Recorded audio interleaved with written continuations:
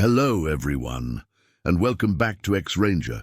Before we begin, I thought it would be interesting if each of you could leave a comment indicating which part of the world you're joining us from.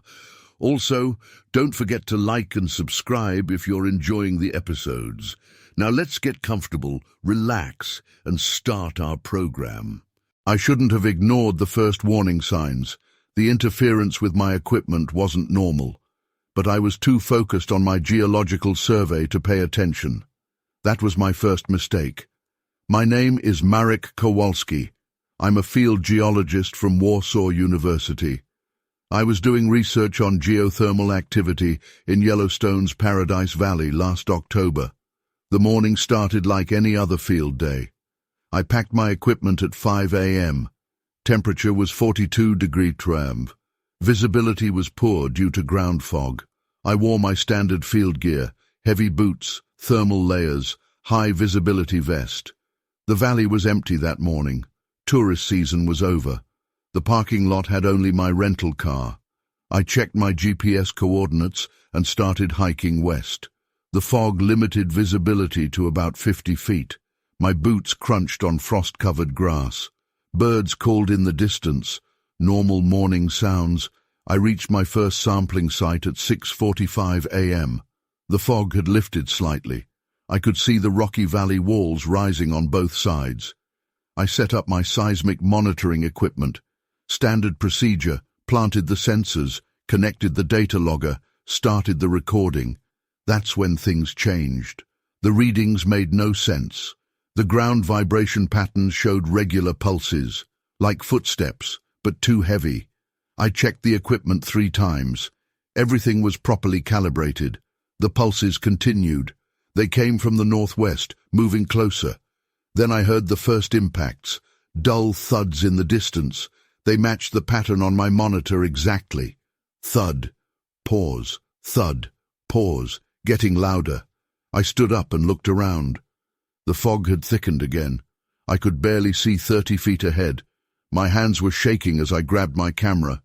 The thuds were closer now, heavy impacts that I could feel through my boots. I started walking toward the sound. I know, stupid move. But I'm a scientist. I needed data. The ground changed as I walked. The grass ended. Bare dirt and rocks began. That's when I saw the first track. It was 20 inches long, 8 inches wide. The impression was 4 inches deep in hard soil. No known animal makes tracks like that. I took photos and laid my GPS unit next to the print for scale. More tracks appeared ahead. Same size, same depth. The stride length was 6 feet. Whatever made them was walking on 2 legs. The pattern was clear. Left foot, right foot, evenly spaced. But the shape was wrong. The heel was too wide. The toes were splayed unnaturally. I followed the tracks. They led straight toward the valley wall. Massive granite cliffs rose 200 feet high. The fog swirled around the rocks. The thuds had stopped. The only sound was my breathing and the click of my camera. The tracks ended at the cliff base. Just stopped. Like whatever made them had walked straight into solid rock. I touched the granite. It was ice cold and slick with condensation. My seismic monitor was still recording. The graph showed no more pulses. That's when the smell hit me. Sharp ammonia mixed with wet fur. It burned my nose and made my eyes water. I'd never encountered that odor before. It got stronger by the second. A deep sound came from above, a rumbling growl that vibrated in my chest. I looked up into the fog. Nothing visible. But the growl came again, closer, different direction, like something was moving along the cliff face. Something big. I started walking backward, keeping the wall in sight. The growl followed me, moving faster now. I could hear rocks shifting, falling, small impacts as whatever it was changed position. The smell was overwhelming. My heel caught a rock. I stumbled but caught myself. When I looked up, I saw movement in the fog. A dark shape against the granite. Massive shoulders, long arms, at least 8 feet tall. It moved with unnatural smoothness along the near vertical cliff. I ran, dropped my camera. left the seismic equipment, just ran. I could hear it moving parallel to me, staying hidden in the fog above. The growls came faster. Rocks clattered down the cliff face. The impacts of its movement got louder. I reached the grass and sprinted toward the parking lot. My lungs burned. Sweat soaked my clothes despite the cold. The sounds followed for 200 yards, then stopped suddenly. Complete silence fell. Even the birds were quiet. I reached my car at 7:38 a.m. My hands shook so badly I could barely unlock the door. I sat there for 10 minutes, engine running, heater on full. When my breathing steadied, I checked my GPS unit. It was the only equipment I'd kept. The fog thinned as the sun rose. At 8:15 a.m., I walked back to retrieve my gear. I followed my own footprints in the frost. Everything was where I'd left it. The seismic monitor was still recording, but the data file was corrupt, nothing but static. I packed up quickly. The smell still lingered, that sharp animal musk. As I worked, I heard one last growl, distant this time, from high on the cliff. A warning. I didn't look up. The tracks were still there. I took more photos, laid out measuring tape, documented everything properly. But when I returned the next day with 2 colleagues, the tracks were gone. Rain had fallen overnight. The ground showed no signs of the massive prints I'd photographed, but my GPS unit still held the coordinates, and my camera had 8 clear photos of those tracks. 20-inch footprints pressed deep into hard soil, 6-foot stride length, walking on 2 legs, leading straight to a sheer rock wall. I submitted my findings to the university, wrote up the incident in my field notes, listed all the empirical data, times, temperatures, measurements, attached the photos. The official response blamed equipment malfunction and unusual atmospheric conditions.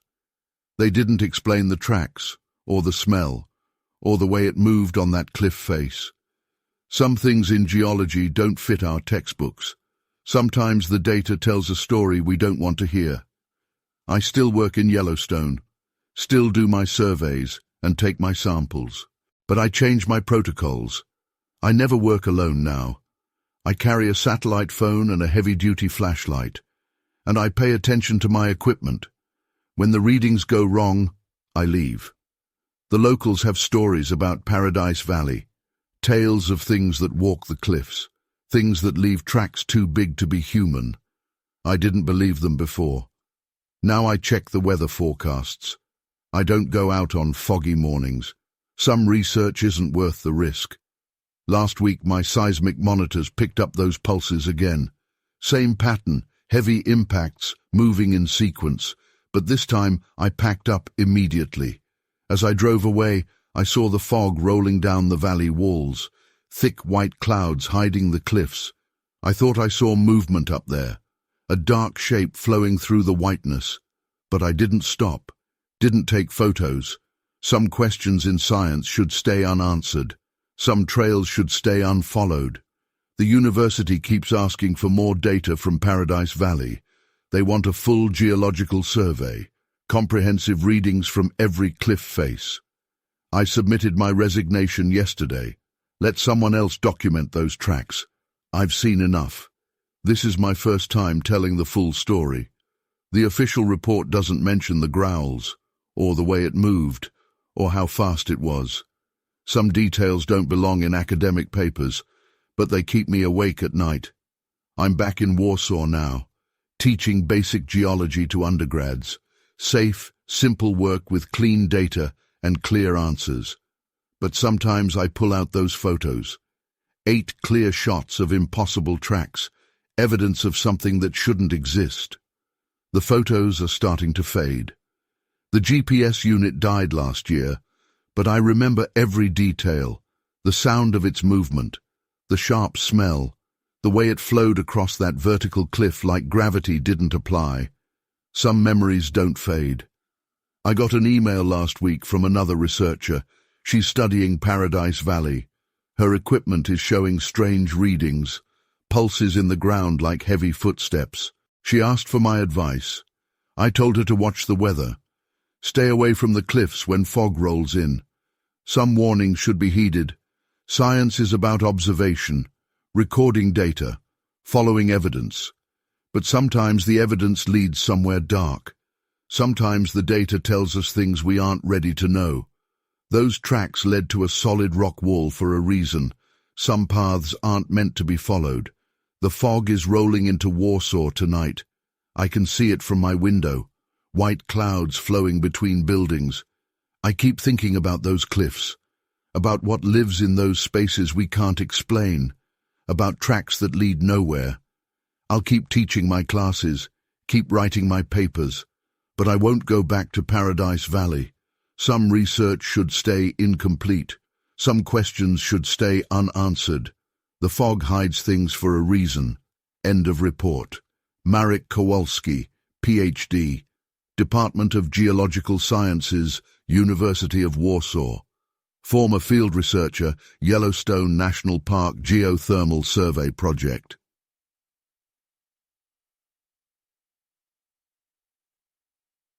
I've been a wildlife photographer for 15 years. I've encountered bears, wolves, and mountain lions. But what happened in Yellowstone's Silence Valley last fall wasn't natural. I know what I saw. I know what followed me. And I know the evidence is real. I still have the corrupted memory cards and drained batteries to prove it. It started at 5:30 a.m. on October 12th. The morning fog hung thick between the trees. The temperature was 38 degrees Celsius according to my gear. I'd picked this spot in Silence Valley 3 days earlier for my time-lapse project. The location was perfect. A natural clearing surrounded by old-growth pines, with good elevation for capturing the valley's morning wildlife patterns. I parked my truck at the designated lot and checked my equipment. 3 Canon R5 cameras, 6 extra batteries, 4 128GB memory cards, 2 tripods, motion sensors, remote triggers. Everything was fully charged and tested the night before. The hike to the clearing took 40 minutes. I followed my GPS and the reflective markers I'd placed on the trees. The fog made visibility poor, maybe 30 feet at most. My boots crunched on frozen leaves. The air smelled of pine and decay. Normal forest sounds surrounded me, birds waking up, small animals moving in the underbrush, wind in the trees. I reached the clearing at 6:15 a.m. The fog had lifted slightly. I could see about 50 feet now.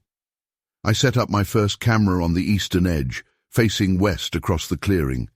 The second camera went on the northern edge, facing south. I kept the third camera in my pack as a backup. The time was 6:45 a.m. when the first strange thing happened. Camera 1's battery died. Just went from full to empty in seconds. I'd never seen that before. These were professional-grade batteries, tested exhaustively. I replaced it with a spare. 5 minutes later, that one died too. I checked camera 2. Its battery level was dropping rapidly. I could see the indicator falling in real time. The temperature hadn't changed. No moisture had gotten into the equipment. There was no logical reason for this massive power drain. At 7 a.m., I noticed the clearing had gone completely silent. No birds, no squirrels, no wind. Just absolute silence. The fog seemed to thicken again, but only in patches, like it was moving with purpose. The temperature dropped to 34 degrees Celsius. I decided to check the footage captured so far. The first camera's memory card showed corruption errors, but a few images had saved. I scrolled through them on the camera's LCD screen. Normal forest shots, more forest, more forest. Then I saw it. Frame 147 showed something between the trees on the western edge. A pale figure, tall and thin. It stood upright.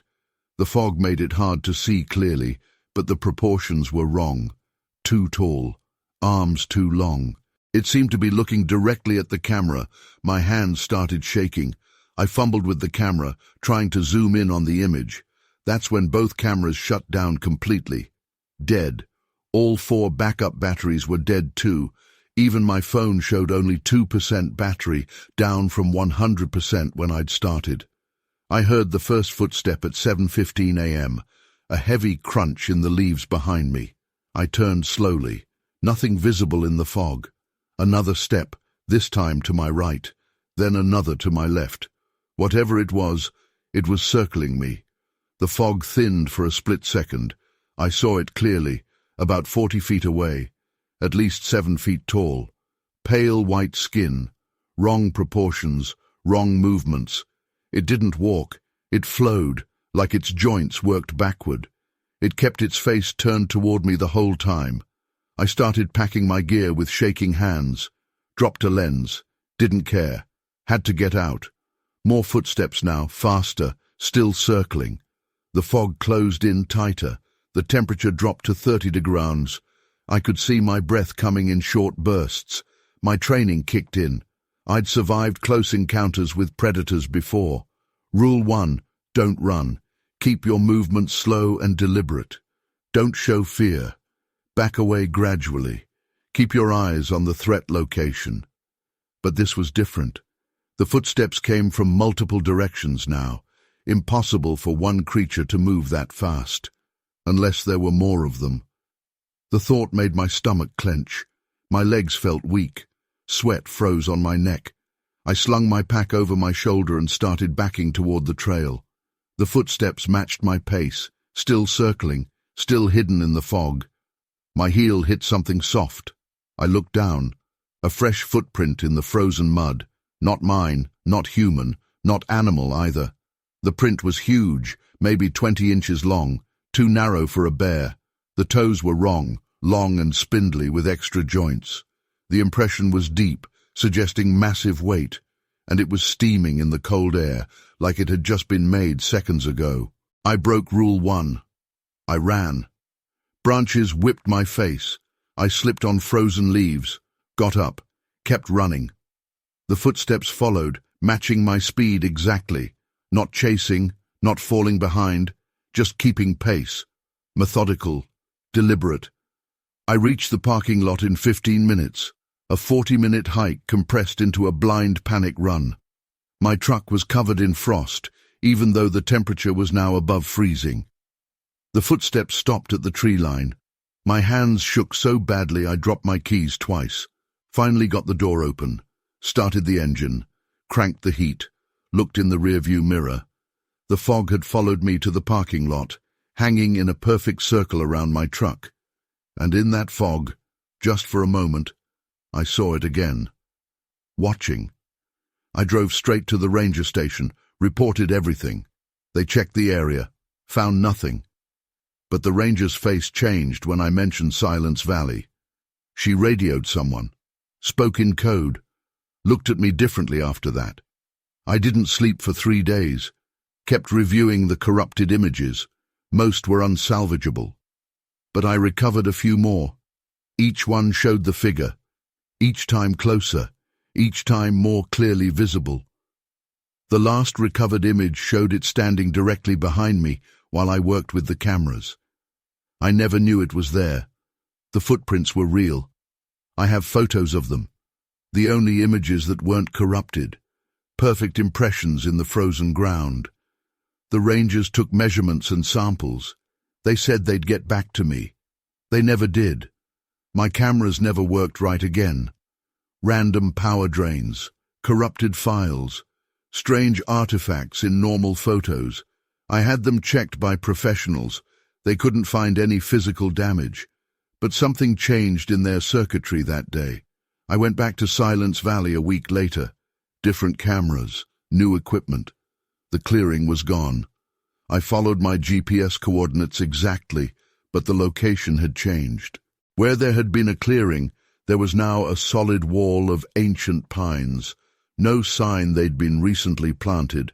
They looked hundreds of years old. The rangers deny knowing anything, but they've closed that section of the park. Environmental study, they say.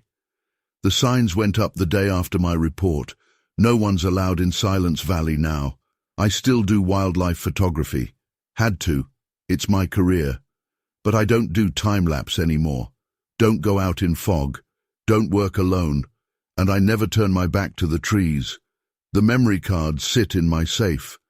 Sometimes, late at night, I hear them clicking, like they're still trying to record something. I keep them as proof, but I won't look at those images again. I can't, because in each recovered photo, the figure gets clearer, more detailed, more wrong.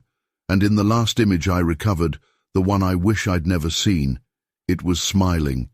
They say the human brain can't process images that are too wrong, things that break the rules of nature.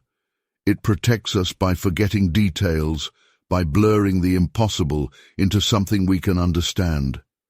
I'm grateful for that now, because the more I try to remember its face, the more I feel my mind slipping away.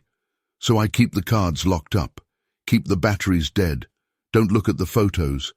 But sometimes, on cold mornings when fog rolls in, I swear I can hear footsteps, circling, waiting, getting closer, and my cameras start dying again.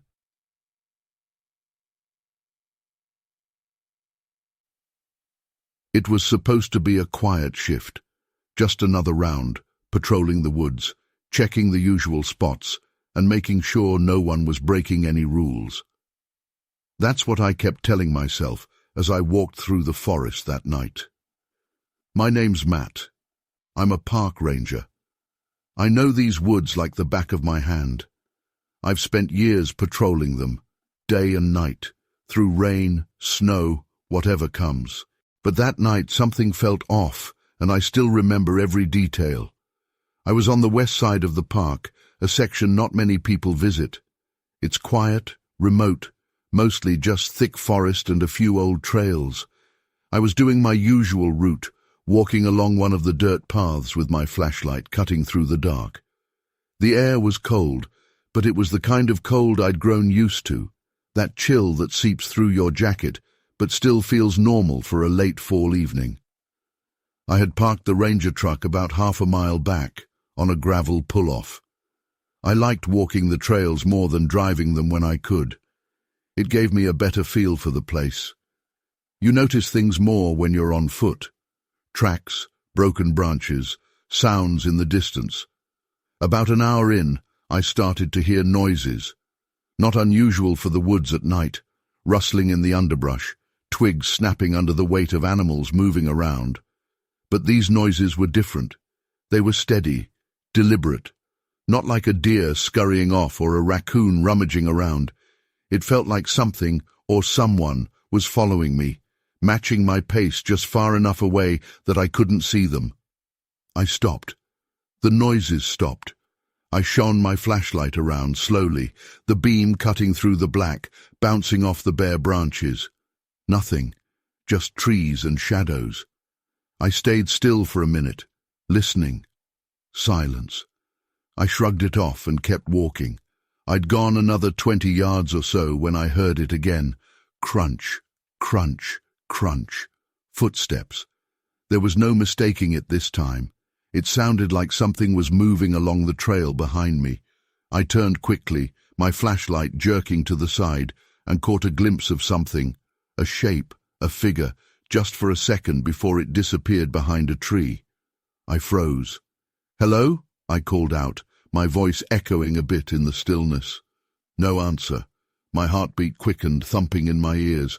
I wasn't used to this.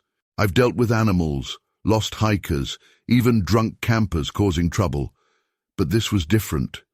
Whoever it was, they were hiding, trying not to be seen.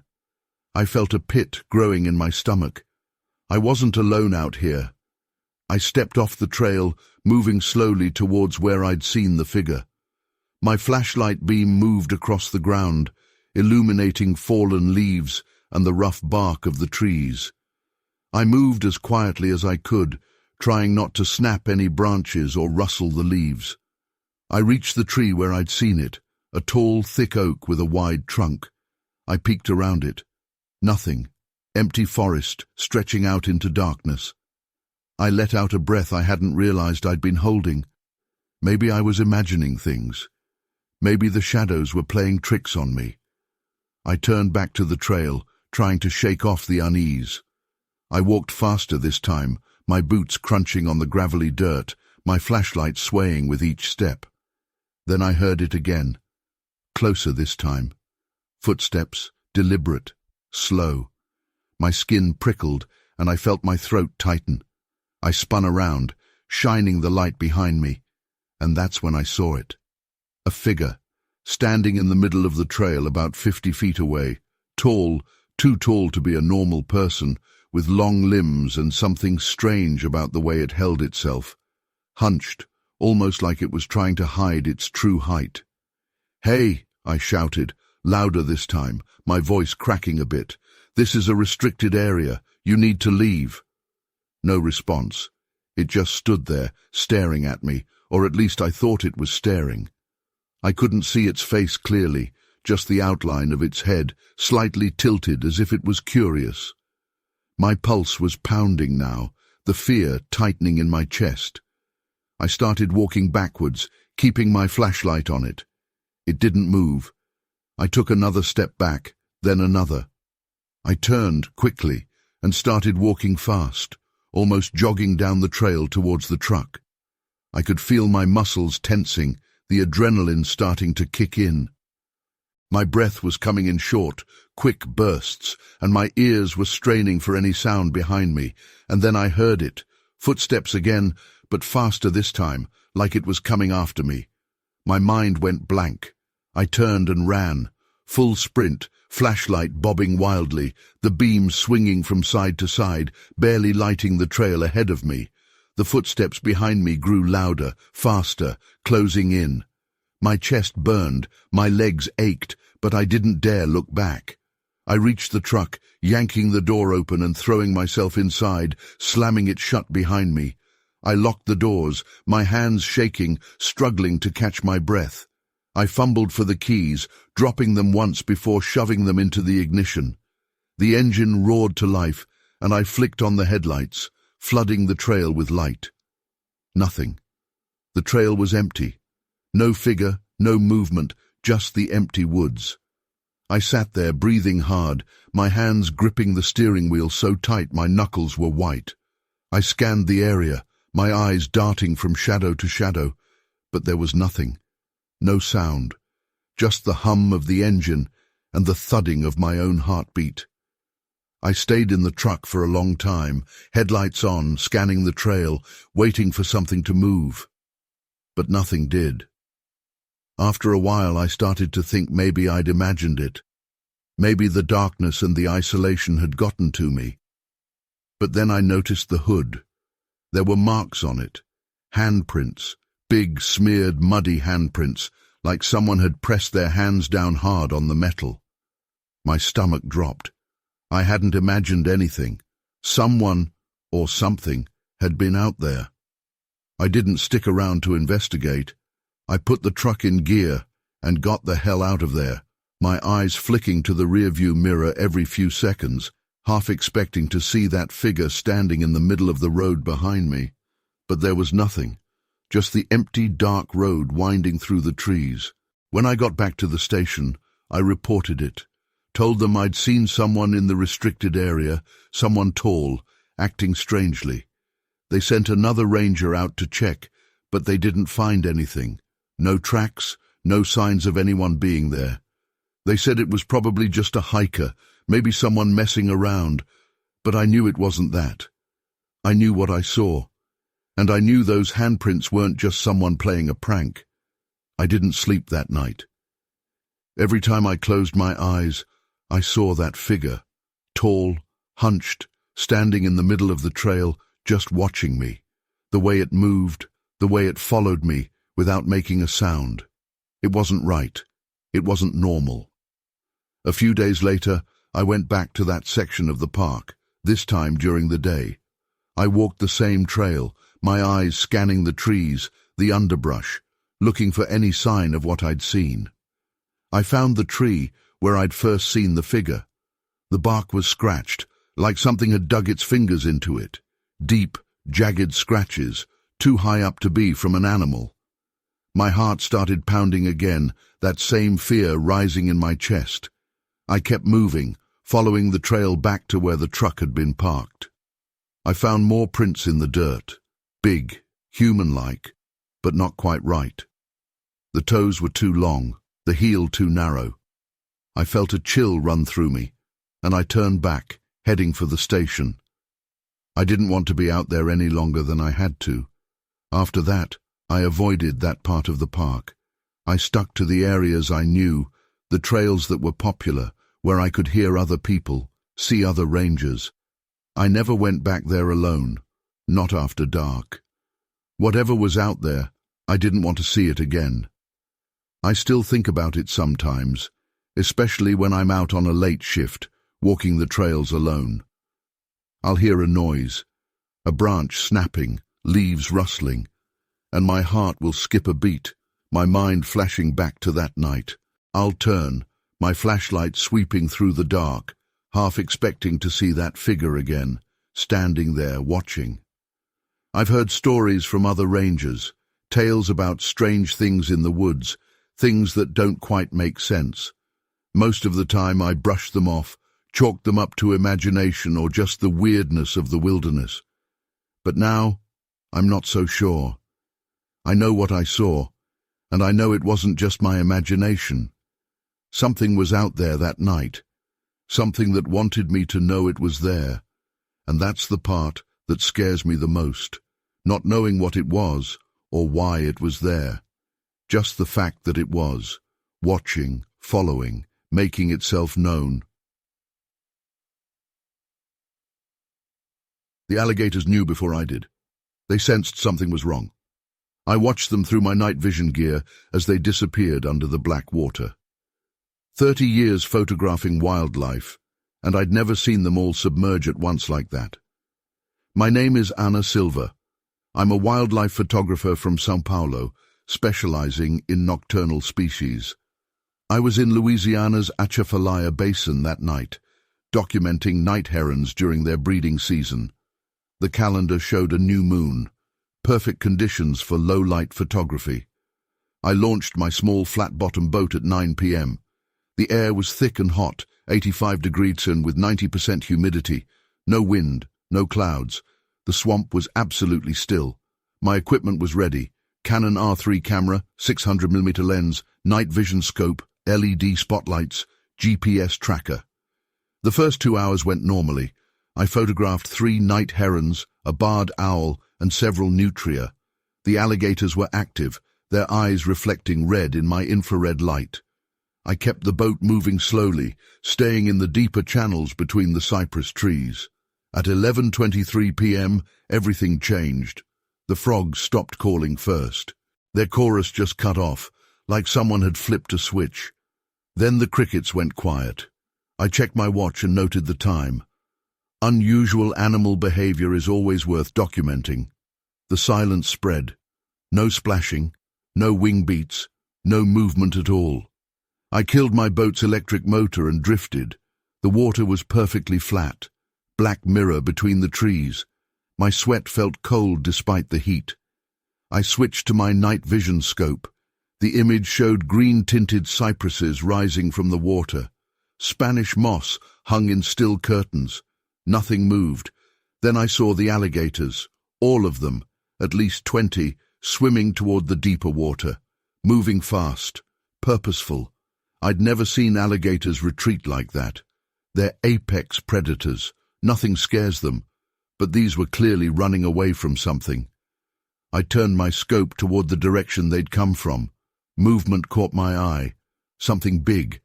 It crossed between 2 cypress trees about 100 yards away. My first thought was black bear, but bears don't walk upright. This thing was on 2 legs. I grabbed my camera. The 600mm lens brought it closer. Through the night vision filter, I could see its outline clearly. 7 feet tall at least, canine head, long arms, walking on its hind legs like a person. My hands were shaking. The image was blurry. I stabilized the camera against the boat's gunnel and took 3 shots. The thing stopped moving. Its head turned toward me. The eyes reflected in my infrared light, 2 bright green dots 8 feet above the water. I felt the scream building in my throat, held it back. Any sound would carry for miles over the water. The thing was watching me. I could see its chest moving as it breathed. Steam rose from its fur in the humid air. It took one step forward. The movement was wrong, too smooth, too controlled, like a person in a suit, except no suit could move that naturally. No costume could capture that fluid grace. Another step. Water rippled around its legs. I could see muscles shifting under the fur. The head was definitely canine, long muzzle, pointed ears, heavy jaw. But the proportions were wrong. The neck was too long, the shoulders too wide. My camera's memory card clicked as it filled up. A tiny sound. The thing's ears twitched. It moved again, faster now, coming toward my boat. Each step kicked up phosphorescent plankton in the water, glowing footprints that faded slowly. I dropped the camera, grabbed my motor's starter cord. My hands were slipping with sweat. The thing was 50 yards away now, moving faster. I could hear it breathing, deep, wet sounds that carried over the water. The motor caught on the third pull. The sound was shockingly loud in the silence. I gunned it full throttle. The boat jerked forward, water sprayed up behind me. I heard a splash, heavy impact in the water. I didn't look back, just drove straight ahead, dodging cypress trees by memory. The thing was following. I could hear it moving through the water, fast splashes getting closer. My boat was doing 15 knots. It was keeping pace. A low howl cut through the motor noise. Not like a wolf, not like anything I'd ever heard. The sound vibrated in my chest, made my teeth hurt. I felt it more than heard it. Something hit my wake, a huge splash right behind the boat. Water sprayed over me, hot and stinking of swamp mud. I risked a glance back. The thing was right there, 10 feet behind my motor, swimming with powerful strokes. I saw it clearly then. The fur was sleek, plastered to its body by water. The muscles rippled as it swam. Its eyes locked onto mine. Intelligence in that gaze. Hunger, too. This was no animal. No human either. I yanked the tiller hard right. The boat slewed around a cypress trunk. Something scraped the bottom. Submerged log, maybe. The impact almost threw me out. I grabbed the gunwale and held on. When I looked back again, the thing was gone. No splashing, no movement, just black water and silence. I kept going full throttle. My heart was pounding so hard it hurt. Sweat or water ran down my face.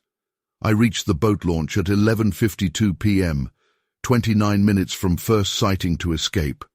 I ran the boat straight onto the concrete ramp. The motor hit bottom and stalled. I jumped out, stumbled, fell in the shallow water. My legs wouldn't work right. I crawled up the ramp on hands and knees, reached my truck. The keys were in my pocket, soaked, but there. I got inside and locked the doors. Sat there shaking until sunrise. When light came, I made myself go back to the boat. My camera was still there, wet but working. The memory card showed 3 photos, all blurred, motion smears in the green night vision filter. But one shot was clear enough. It showed those eyes, that canine head, the proportions that made no sense. I called the Wildlife Service, reported an unknown predator. They checked the area and found nothing. No tracks, no signs. But they did find something else. 3 alligators, dead.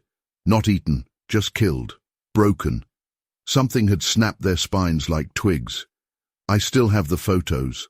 The Wildlife Service wanted them, but I kept copies. They don't show much, just blurry shapes and those reflecting eyes. But sometimes I zoom in close. Look at the muscles, the way it moved, the intelligence in its gaze. I've been back to the Atchafalaya since then, never at night, never alone. The locals have stories about things in the swamp, things that walk on 2 legs, things that hunt alligators. I didn't believe them before. Last week I got a call from another photographer. He's planning a night shoot in the basin, asked for advice about locations. I told him to stay out of the deep swamp, stick to the edges, watch the alligators. If they all go quiet at once, get out fast. He laughed it off, like I used to laugh at the local stories. but I know what I saw. Know what the photos show, blurry as they are. Some things in nature don't fit our categories. Some predators don't appear in guides. The alligators knew. They recognized something bigger, something higher on the food chain. I survived because they warned me, because they all went quiet at once. I'm writing this from my office in São Paulo, safe behind concrete walls. But sometimes at night, I dream about that silence, about those eyes in the dark, about the way it moved through the water. The Atchafalaya is still there, still dark and deep. The thing is still there too, hunting, waiting. The locals say it comes out more often now. Say it's getting bolder. The alligator deaths are increasing. I won't go back to the swamp at night. Some stories shouldn't be documented. Some predators shouldn't be photographed. The alligators have the right idea. When that silence falls, when everything goes still at once, there's only one response that makes sense. Run. End of report. Ana Silva, wildlife photographer, member of Brazilian Environmental Photographers Association, former contributor to National Geographic.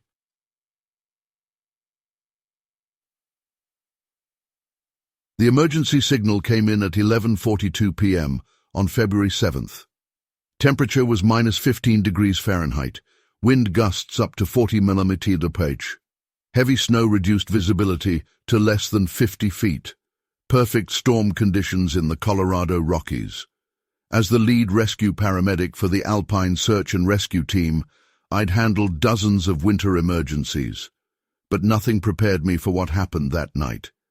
I checked the signal coordinates on my GPS, 39 dig 513N, 105 dig 4712W. Elevation 11,200 feet. The location placed our missing hiker somewhere on the north face of Mount Evans. The emergency beacon showed steady movement, suggesting they were still mobile. That was good news in these conditions. Our team assembled at the ranger station. Me, 2 other paramedics, and 3 search dogs, German shepherds trained for winter rescue. The dogs were our best tools in whiteout conditions. Their sense of smell could track a person through any storm. I did the equipment check myself. Medical kit, trauma supplies, emergency shelter, oxygen, snow gear, radio communications, avalanche beacons, everything tested and functional. The dogs wore their winter rescue vests with tracking equipment. We started up the mountain at 12:15 a.m. The snow crunched under our boots. Wind cut through our layers. The dogs moved ahead, following their training patterns. Their behavior was normal, excited to work, focused on the search. At 1:30 a.m., we reached 10,000 feet. The storm intensified. The wind howled through the rocks. Visibility dropped to 30 feet. The dogs stayed close, working in a standard search pattern. The emergency signal remained steady, now showing 800 meters northeast of our position. The first sign something was wrong came at 1:45 a.m. Rex, our lead dog, stopped suddenly. His ears went flat, his tail tucked. I'd never seen him show fear on a rescue. The other dogs crowded behind him, whining. Their training evaporated. They became just scared animals. The wind changed. It didn't just change direction, it changed sound. The howl became deeper, more like a growl. The temperature dropped another 10 degrees in seconds. The snow around us fell differently, like it was being pulled sideways by something other than wind. My radio crackled. Static burst through the speaker, then a low, pulsing hum that made my teeth hurt. I switched channels. Same sound, turned it off and on, still there. All our radios did the same thing. We lost contact with base. At 2 a.m. the dogs went crazy. All 3 spun in circles, barking at nothing. Rex, a dog I'd seen stay calm in avalanches, started howling. Not a normal dog howl. This was pure terror. The other dogs joined in. The sound echoed off the mountains. Then they ran. Just turned and bolted back down the trail, 3 highly trained search dogs abandoning their handlers. That doesn't happen, can't happen. But I watched them disappear into the storm. We had to keep moving. The emergency beacon showed our target just 400 meters ahead. Without the dogs, we switched to standard search formation. 3 people, spread 15 feet apart, moving slowly through the snow. 2:15 a.m. The rescue beacon signal started jumping around. First it showed the target 400 meters north, then 300 meters south, then directly above us. The GPS coordinates scrambled. Our avalanche beacons went haywire, beeping randomly. I saw it first. A dark shape in the snow, maybe 100 feet ahead. Too big for a person, too tall. It stood on 2 legs. My headlamp caught it for just a second. The beam reflected off fur. Dark, matted fur covering a massive frame. But the proportions were wrong. Legs too long, arms hanging too low. A head that looked canine but sat wrong on the shoulders. It moved, not like an animal, not like anything I'd seen in 15 years of mountain rescue. The movement was fluid, calculated. It walked upright with a grace that defied its size. Each step covered too much ground. Its head turned toward us, and I saw eyes reflect red in my headlamp beam. The thing had to be 9 feet tall, maybe more. Its shoulders were wider than a grizzly's, but it stood perfectly upright, balanced on 2 legs like a person. Steam rose from its fur in the freezing air. When it moved again, muscles rippled under the fur in ways that made my stomach turn. A sound cut through the wind, a howl, but not like our dogs, not like any wolf I'd heard. This was deeper, louder, with harmonics that felt wrong. The sound paralyzed me. My muscles locked up. Pure instinct screamed at me to run, but I couldn't move. The howl echoed off the mountains. But the echoes were wrong. They came back changed, like responses. Different pitches, different tones. The things answering weren't wolves. The sounds came from all around us. We were surrounded. My hands shook as I tried to work the radio. Static screamed through the speaker. But under the static, I heard something else. The same deep howl, coming through every channel. The sound was in our equipment somehow. The shape moved closer. The snow stopped falling around it, like reality bent to avoid touching it. I could see details I wish I hadn't. The way its joints bent backward, the extra length in its spine, the claws that looked more like fingers, too long and too precise. It turned its head toward me. The face. I still can't describe it properly. Part wolf, part something else. The proportions shifted as I watched, like my brain couldn't process what it was seeing. But the eyes stayed fixed on me. They showed intelligence, purpose.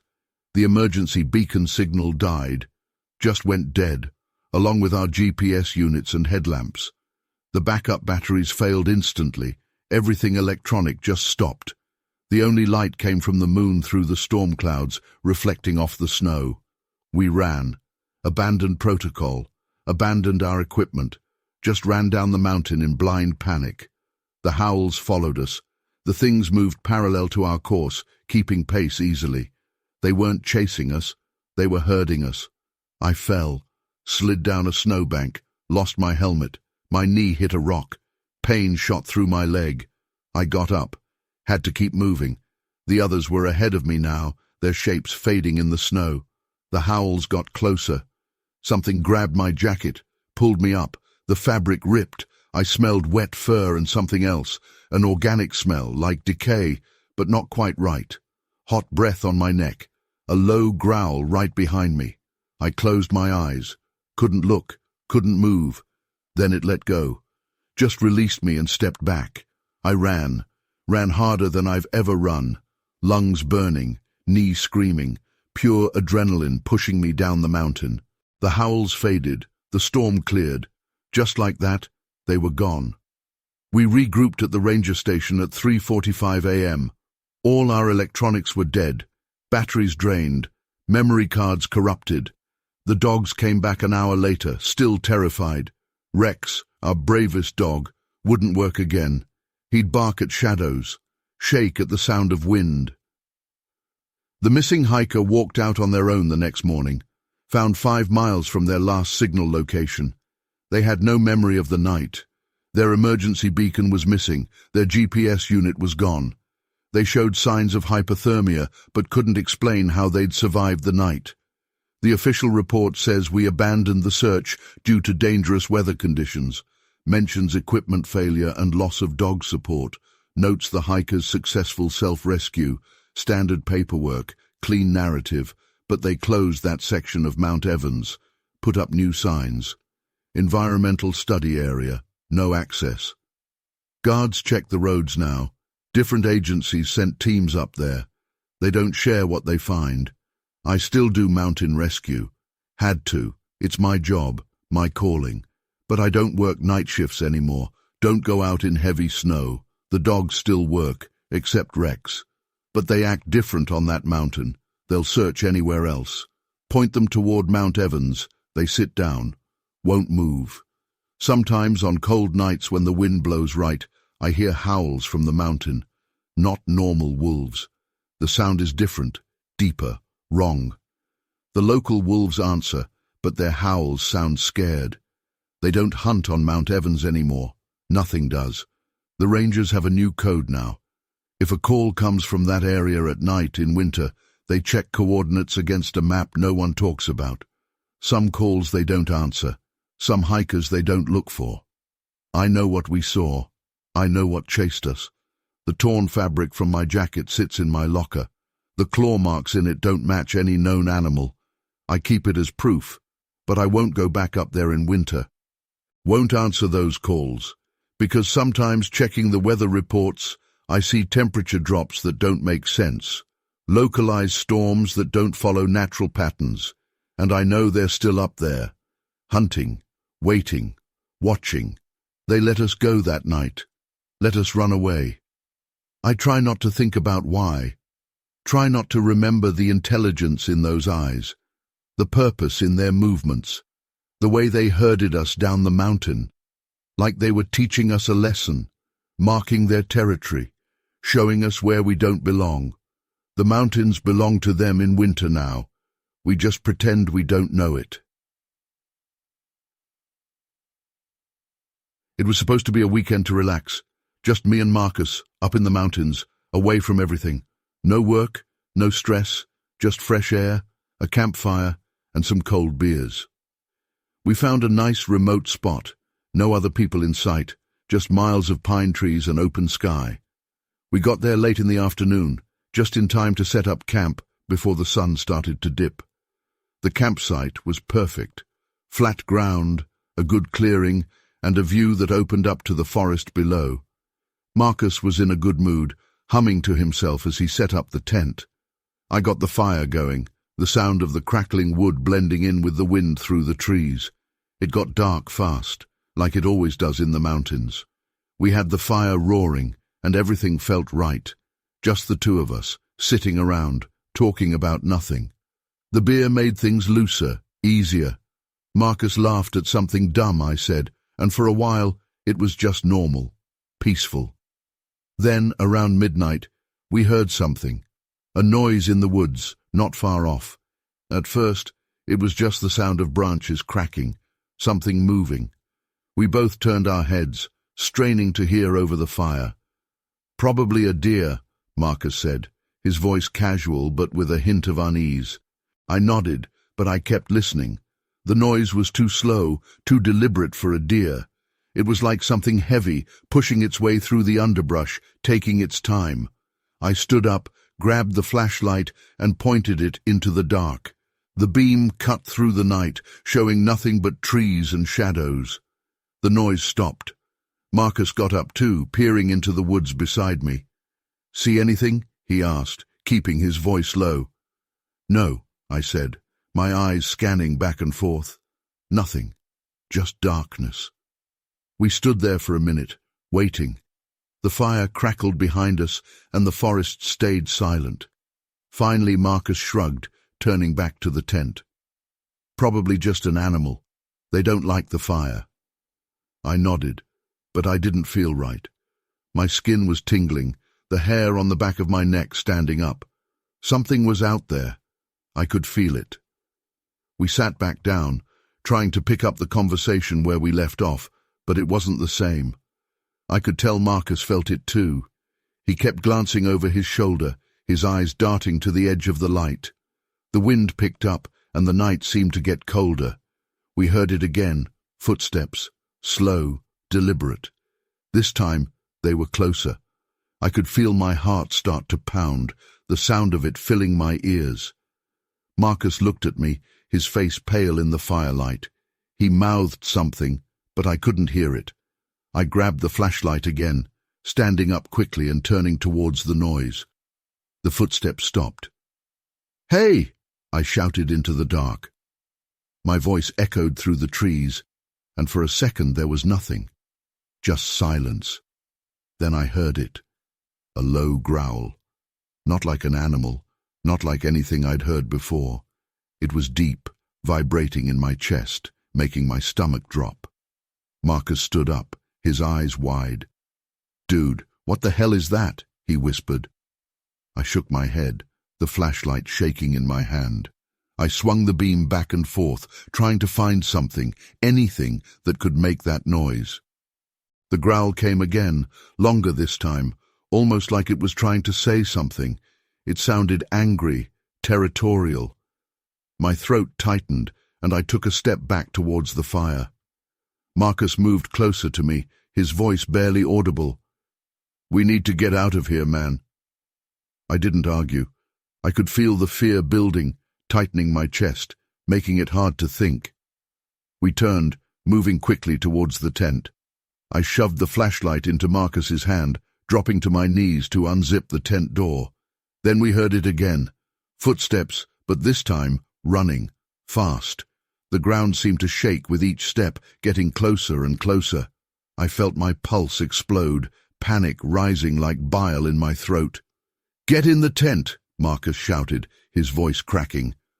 I dove in, Marcus right behind me, yanking the zipper closed. I could hear the footsteps now, right outside the tent, circling.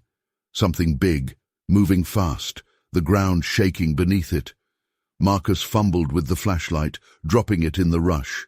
I grabbed it, shining it towards the walls of the tent.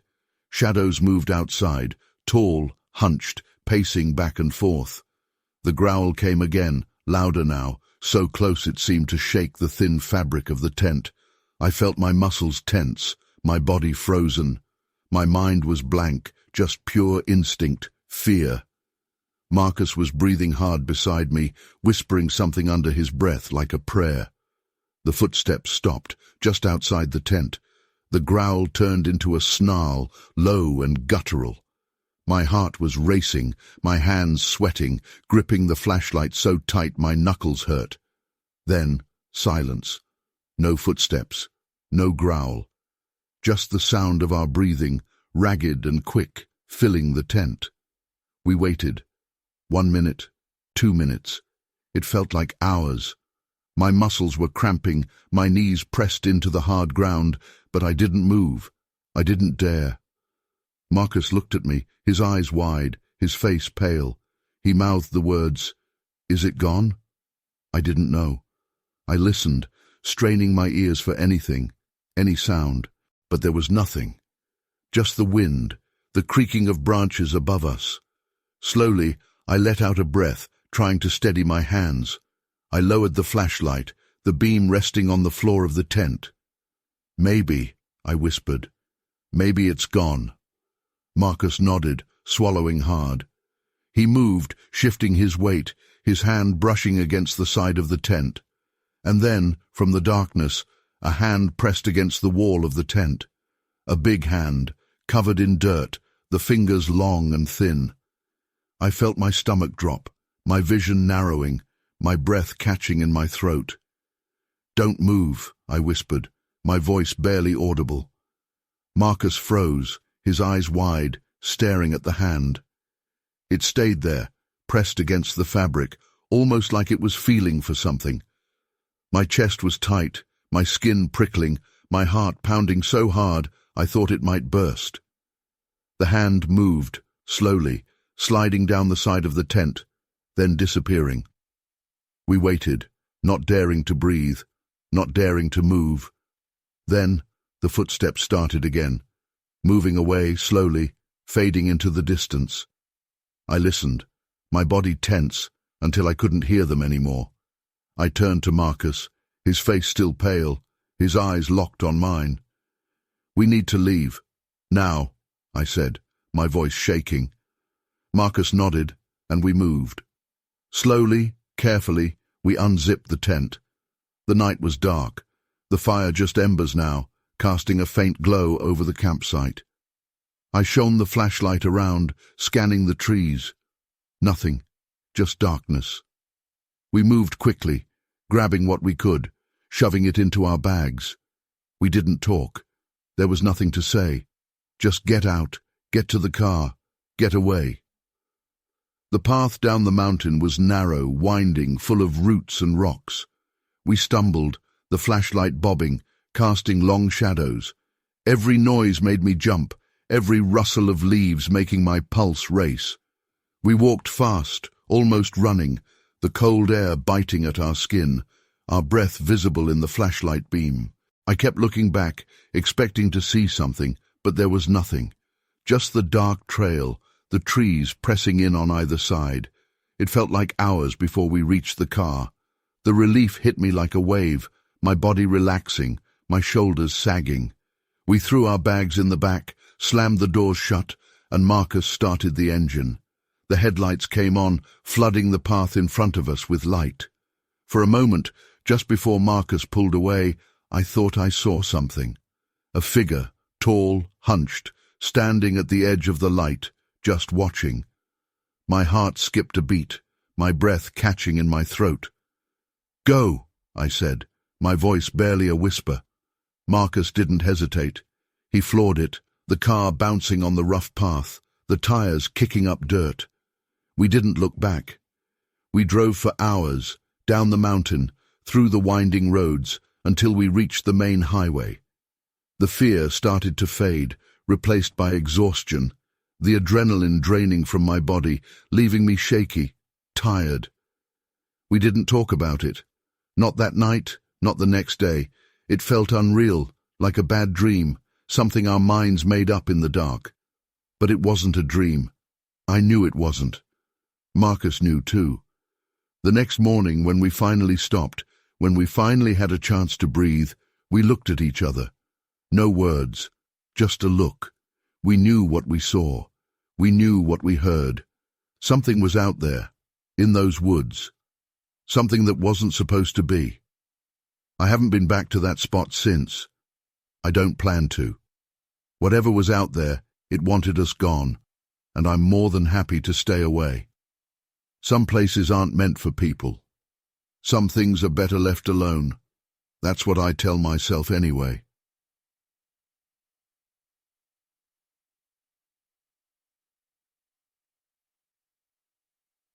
My GPS died first.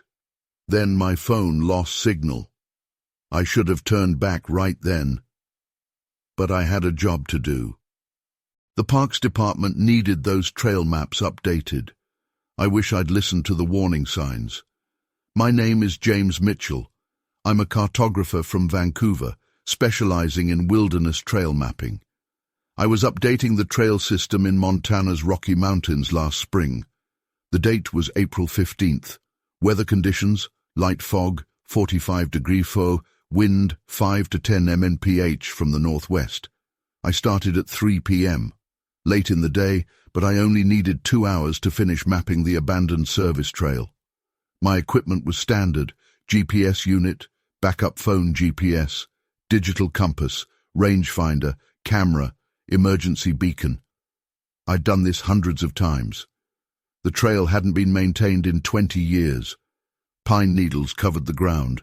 Young trees grew in the path. But you could still see the original route cut into the mountainside. I marked waypoints every 50 yards. Standard procedure. At 4:13 p.m. my GPS screen flickered. The coordinates jumped around, then went blank. I checked my phone. No signal. The compass was spinning freely, all at the same time. I wrote it in my logbook. Equipment failures need documentation. The fog was getting thicker. Visibility dropped to about 30 yards. The pine trees became grey shadows. The air felt heavy, dense. My breath made no vapor despite the cold. That detail seemed important somehow. I heard the first movement at 4:27 p.m. Something large shifting in the trees ahead. Not a deer, too deliberate. Not a bear, too quiet. I pulled out my camera. The autofocus wouldn't lock. The screen showed only blurred shapes. The movement came again, closer. A branch snapped. Then I saw it. A pale figure moving between the trees. 8 feet tall at least. Impossibly thin. The proportions were wrong. Arms too long. Legs bent backward at the knees. My hands were shaking as I tried to photograph it. The camera kept losing focus. I got 3 shots before the battery died. The figure moved again. Its head turned toward me. No face. Just smooth white skin stretched over a skull. The cold hit then. Temperature dropped at least 20 degrees in seconds. My breath still made no vapor. The fog grew thicker, but only around the figure. It moved like smoke, following the thing's movements. I started walking backward, kept my eyes on the shape. It moved in sudden jerks. Stop-motion animation made real. Each movement covered 6 feet of ground. No steps, no walking. Just there, then there, then there. A sound started, high-pitched, metallic, like steel grinding on steel. It came from everywhere and nowhere. My teeth hurt from the vibration. My ears popped. The pressure changed like before a storm. The thing moved again, closer now, 20 yards away. I could see details I wish I hadn't. The skin was translucent. Blue veins pulsed underneath. The joints bent in ways that bones shouldn't allow. Its fingers touched the ground from standing height. I turned and ran. The sound followed, getting louder, higher pitched. My fillings ached. Blood ran from my nose. I wiped it away and kept running. The fog was so thick I could barely see the trail. Something touched my shoulder. Cold. Wet. Like dead flesh. I spun around. Nothing there. But the fog was moving, forming shapes, reaching toward me with pale fingers. The metallic sound became a scream. I hit a tree, bounced off, kept running. Pine needles whipped my face. Branches caught my clothes. I didn't slow down. The thing was behind me, moving faster than anything that size should move. I heard it breathing. Wet, ragged sounds. My foot caught a root.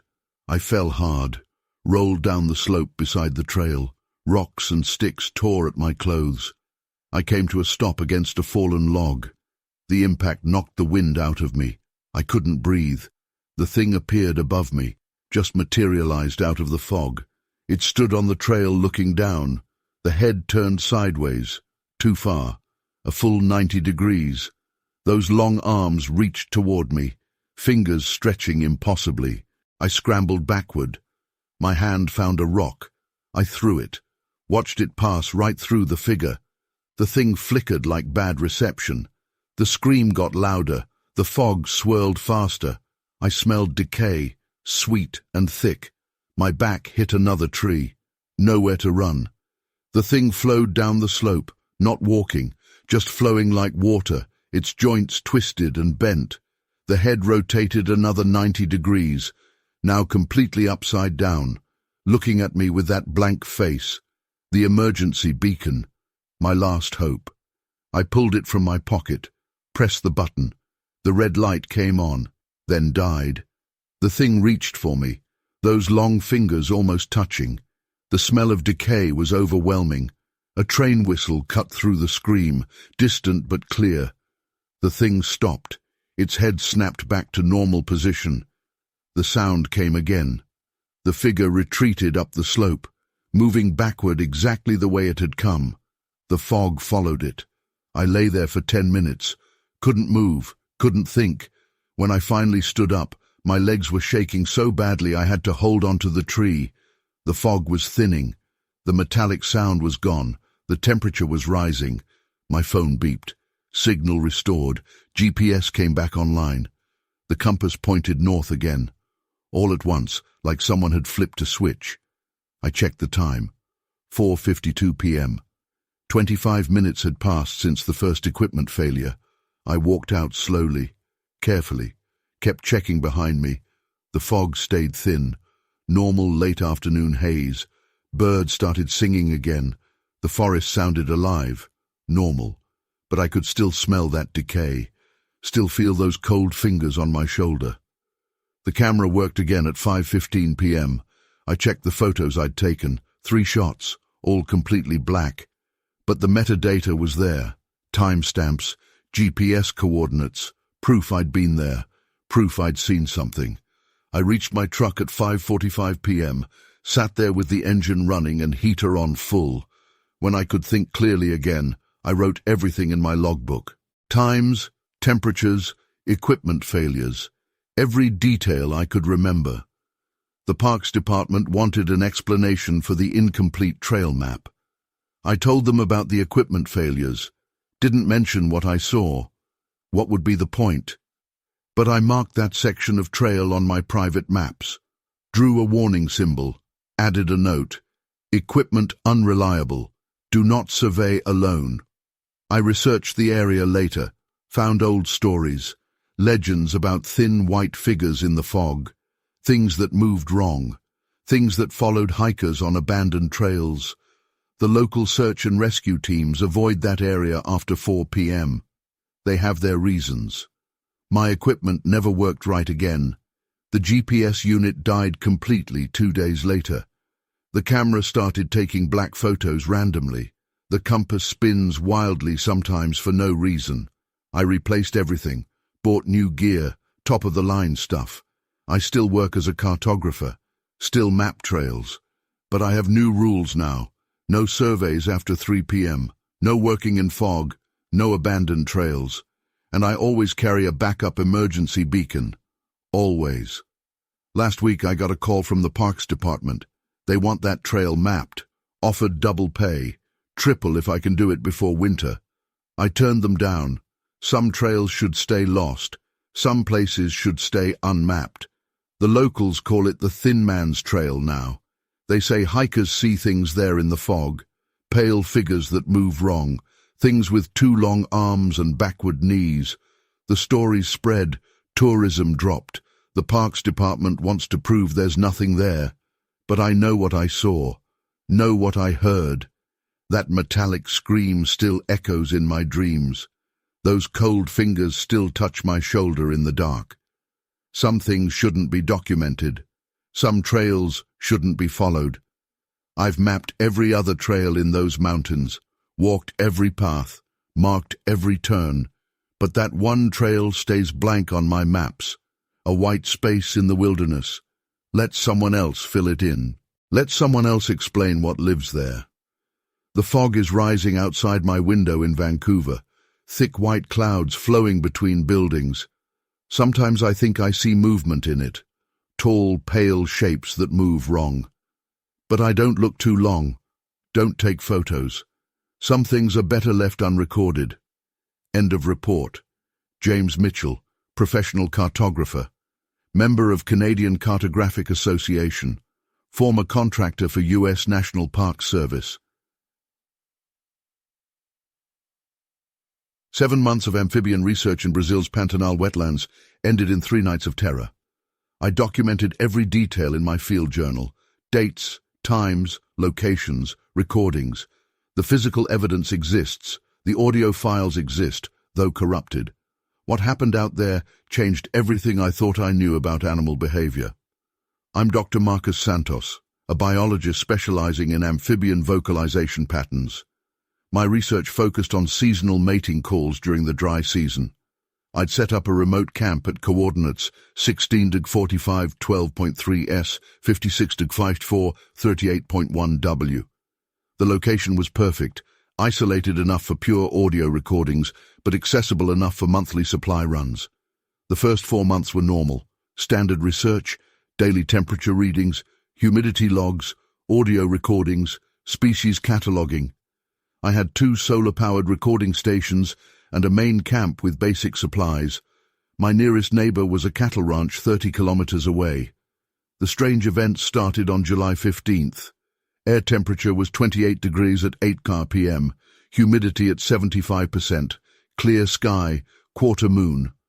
I was at recording station 1, checking the equipment when I heard it. A deep, rhythmic thumping sound, like something heavy hitting wood, but with perfect timing. I checked my audio equipment. The sound registered on all channels. Frequency analysis showed components below 20 Hz, deeper than any known amphibian could produce.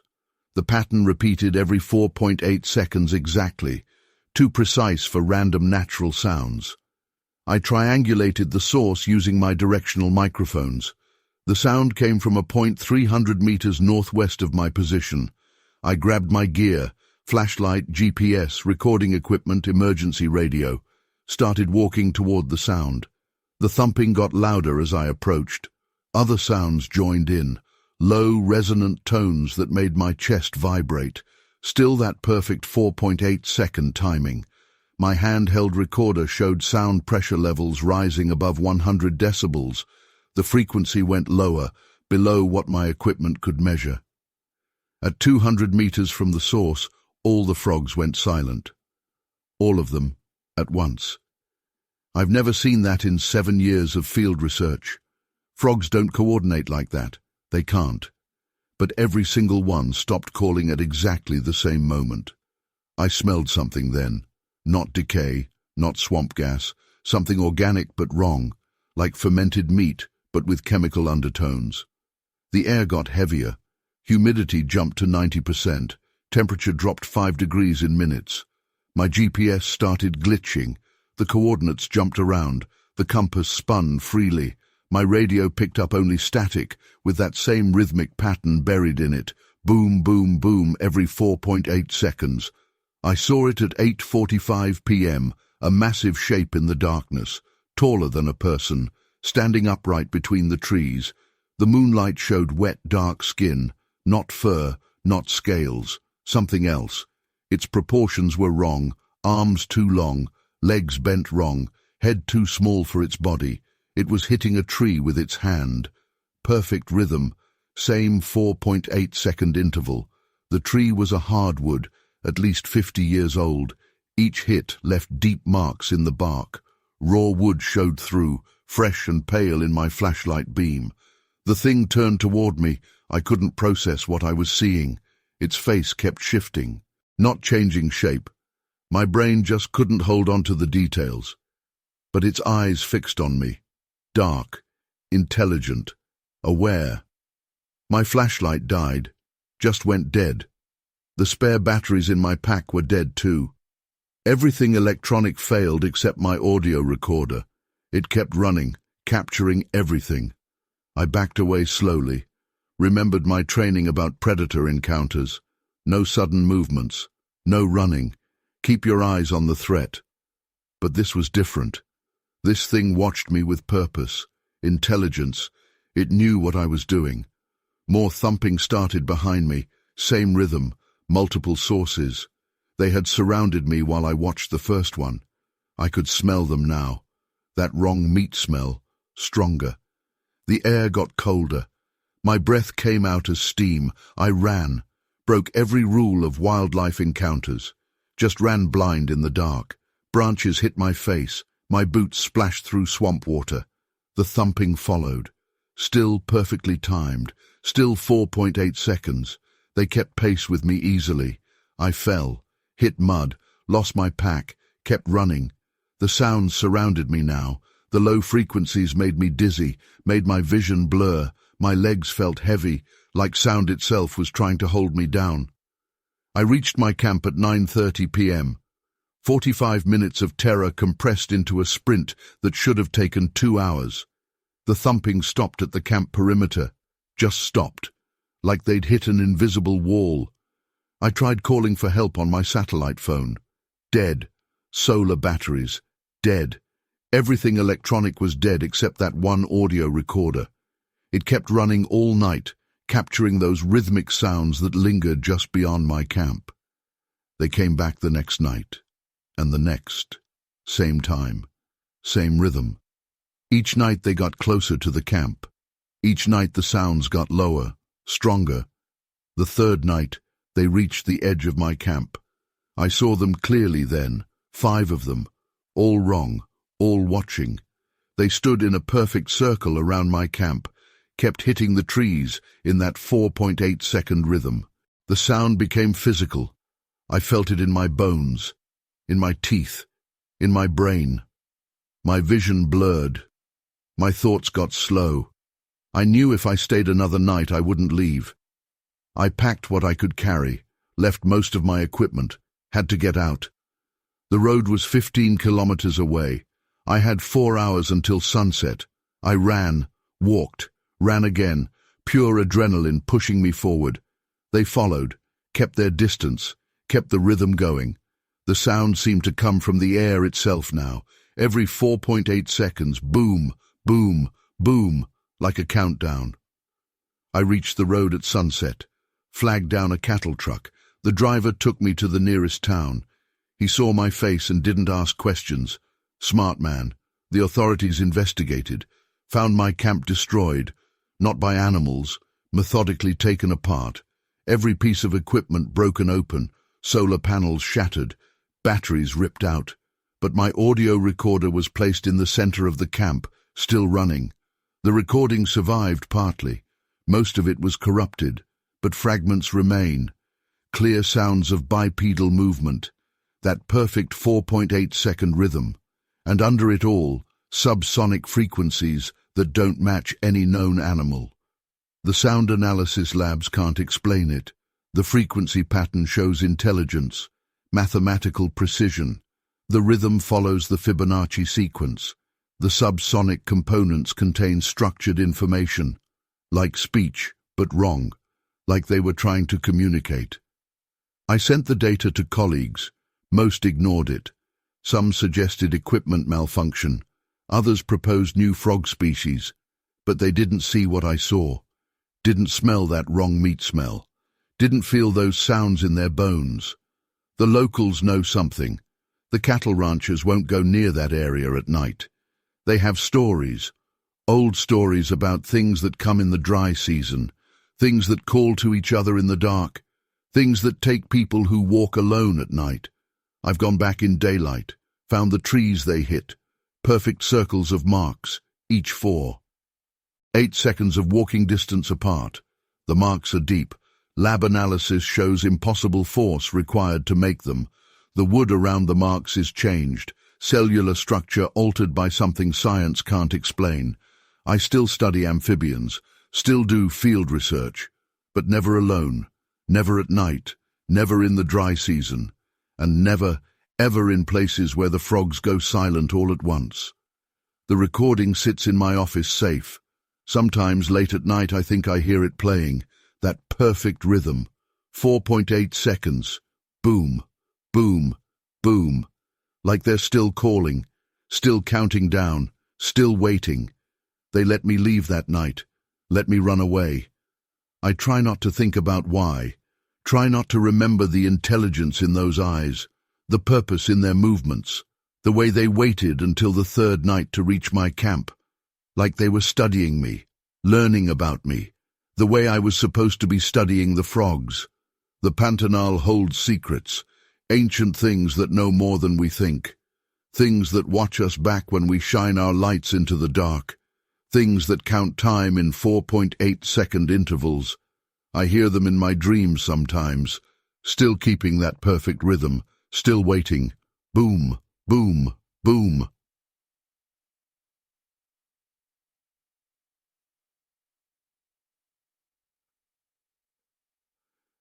Connor had always liked the quiet of a late afternoon hike. The solitude, the sounds of the woods, the fading light filtering through the branches. It was peaceful. But on that particular evening, the quiet felt heavy, almost like the forest was holding its breath. I was making my way down the old trail. The sun was just barely visible through the treetops, and I knew I had a good hour before dark set in fully. The air was cool, and the ground was soft from rain the day before. The trail wasn't well maintained. It was one of those parts of the park that hardly anyone went to. And that was why I liked it. No tourists, No noise, just me and the woods. About a mile in, I saw something strange. There were footprints in the mud, just off the path. Big ones, too.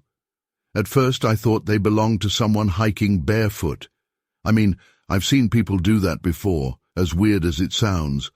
But as I looked closer, they didn't look quite right.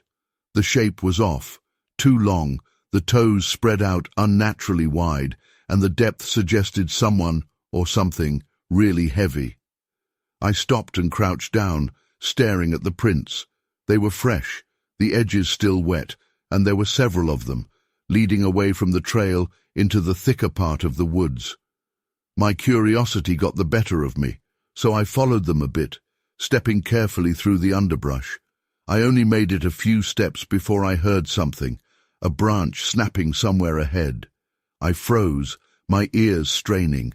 The sound was heavy, deliberate, not the quick rustling of a deer or a squirrel, but like someone stepping slowly, carefully. My stomach tightened. It was almost like whatever made the noise knew I was there, listening. I stood there for what felt like minutes, just waiting.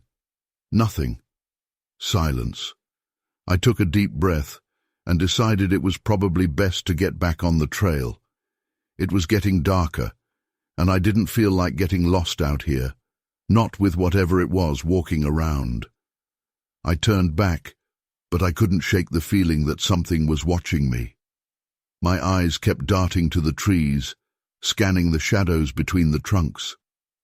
The woods were quiet, unusually quiet, like everything else was waiting too.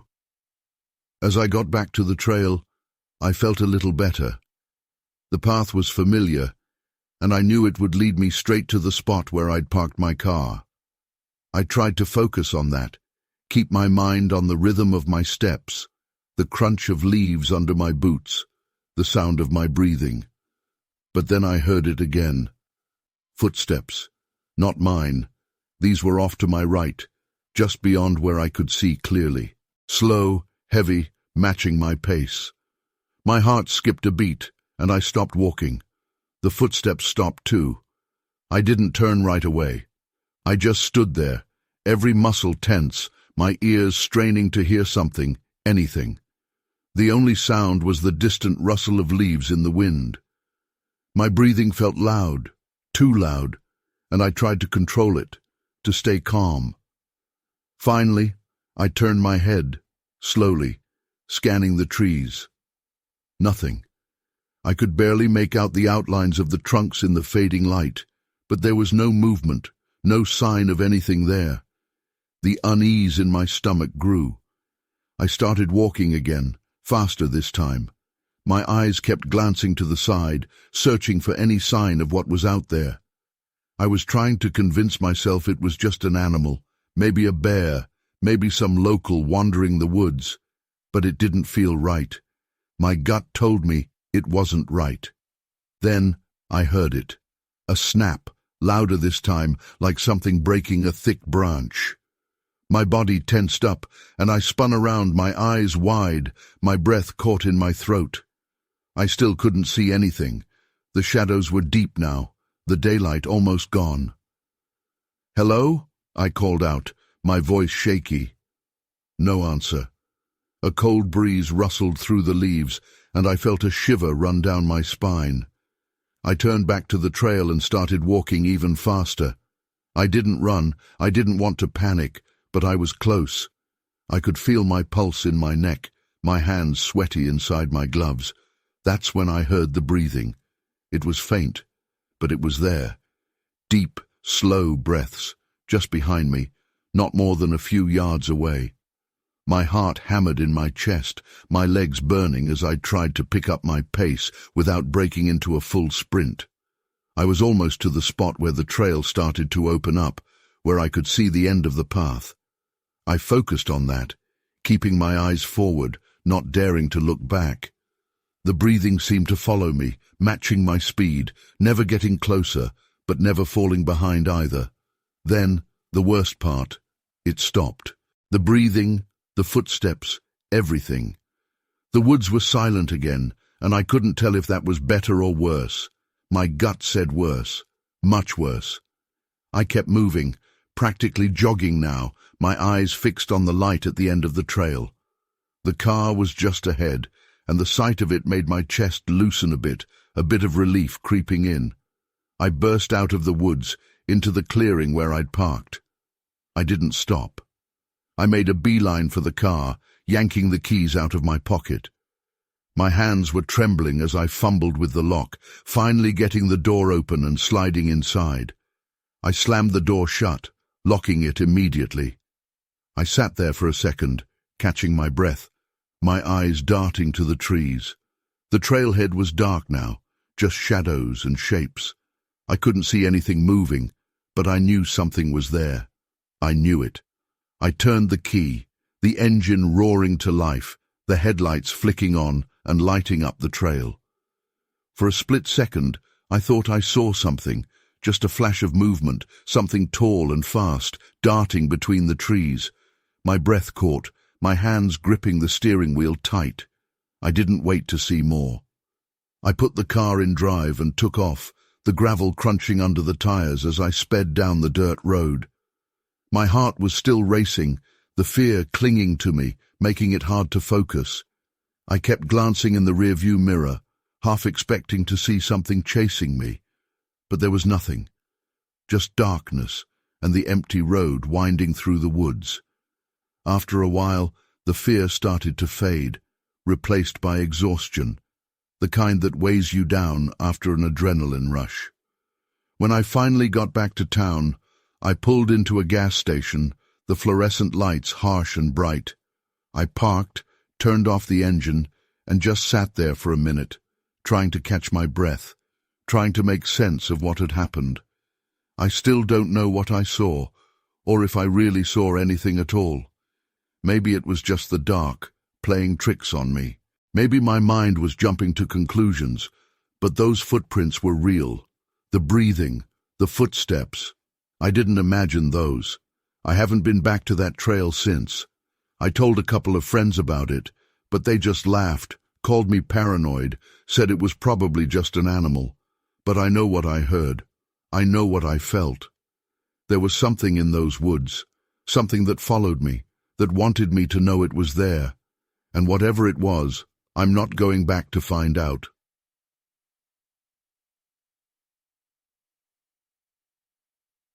The storm wasn't in the forecast. That's why we weren't prepared. But the weather was the least of our problems that night in Olympic National Park. What we saw watching us from the tree line, that's what still keeps me awake. My name is Sarah Cooper. I'm a mountaineering guide from Melbourne with 15 years of experience. I was leading a small group through the High Divide Loop Trail last August. 4 clients, Mike and Jenny from Seattle, Tom from Portland, and Rachel from Vancouver. The morning started clear. Temperature 68 degrees, light breeze from the southeast, perfect hiking weather. Our planned route was simple, 7 miles to the emergency shelter at Heart Lake. We carried standard equipment, tents, sleeping bags, food for 3 days, emergency radio, first aid kit. The storm hit at 2:47 p.m. No warning. The temperature dropped 20 degrees in 10 minutes. Dark clouds rolled in from the west. Lightning flashed. The wind picked up to 40 mph. Rain came down in sheets. Visibility dropped to 20 feet. I made the call to divert to the valley. Lower elevation meant less lightning risk. The trail descended through old-growth forest. Pine trees swayed in the wind. Thunder cracked overhead. Water ran down the path in streams. We found the clearing at 3:30 p.m. Half an acre of flat ground surrounded by massive pines. High ground to avoid flooding. Dense canopy for shelter. A natural windbreak to the west. Good defensive position. I noted these details automatically. Standard procedure. The rain got worse as we set up camp. 2 4-person tents. A tarp for shelter. Drainage trenches around the perimeter. Basic survival setup. Everyone was soaked. The temperature kept dropping. The storm showed no signs of weakening.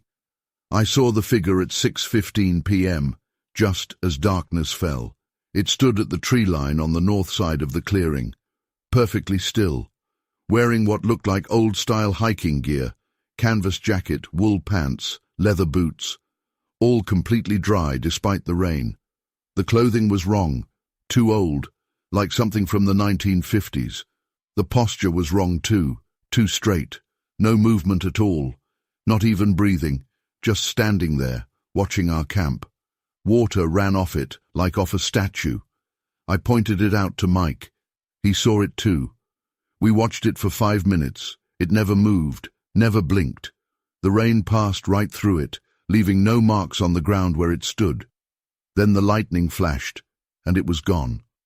Rachel spotted it next, at 7:20 p.m. Different position. South side of the clearing now. Same stance, same clothes, still completely dry. The rain bent around it, created a dry space in the downpour, like reality was warping. Thunder cracked directly overhead. Everyone jumped. When we looked back, the figure had moved closer, 20 feet from the tree line now, still motionless, still watching. Its face was blank, no expression, no features I can remember clearly. Jenny started crying. Tom was praying under his breath. I kept my voice calm, told everyone to get in the tents, standard emergency procedure, keep the group together, maintain shelter, wait for help or daylight.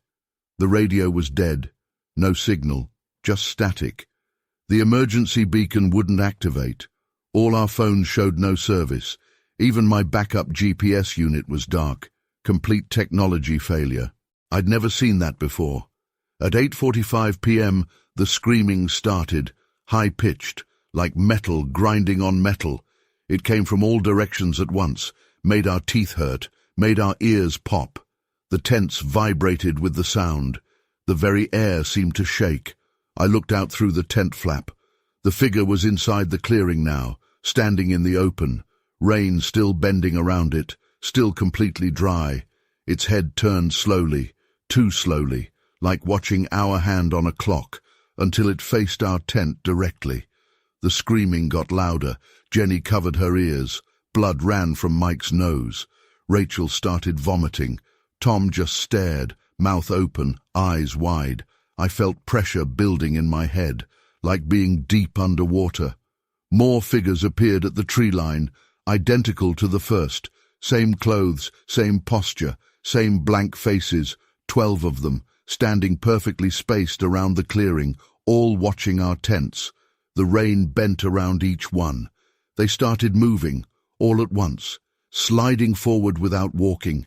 No steps, no movement of legs, just smooth gliding across the wet ground, moving in perfect synchronization, closing the circle around our camp. The pressure in my head got worse.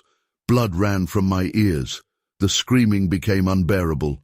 Jenny passed out. Mike started seizuring. I grabbed the emergency flares. Last resort.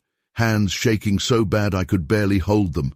The first flare lit the clearing bright red. The figures stopped. Heads turned in that slow, mechanical way. The screaming changed pitch, became deeper, felt it in our bones. The second flare sputtered in the rain. Wouldn't light. They were 10 feet from the tents now. I could see details I wish I hadn't. Their clothes weren't cloth. Their skin wasn't skin. Everything about them was wrong.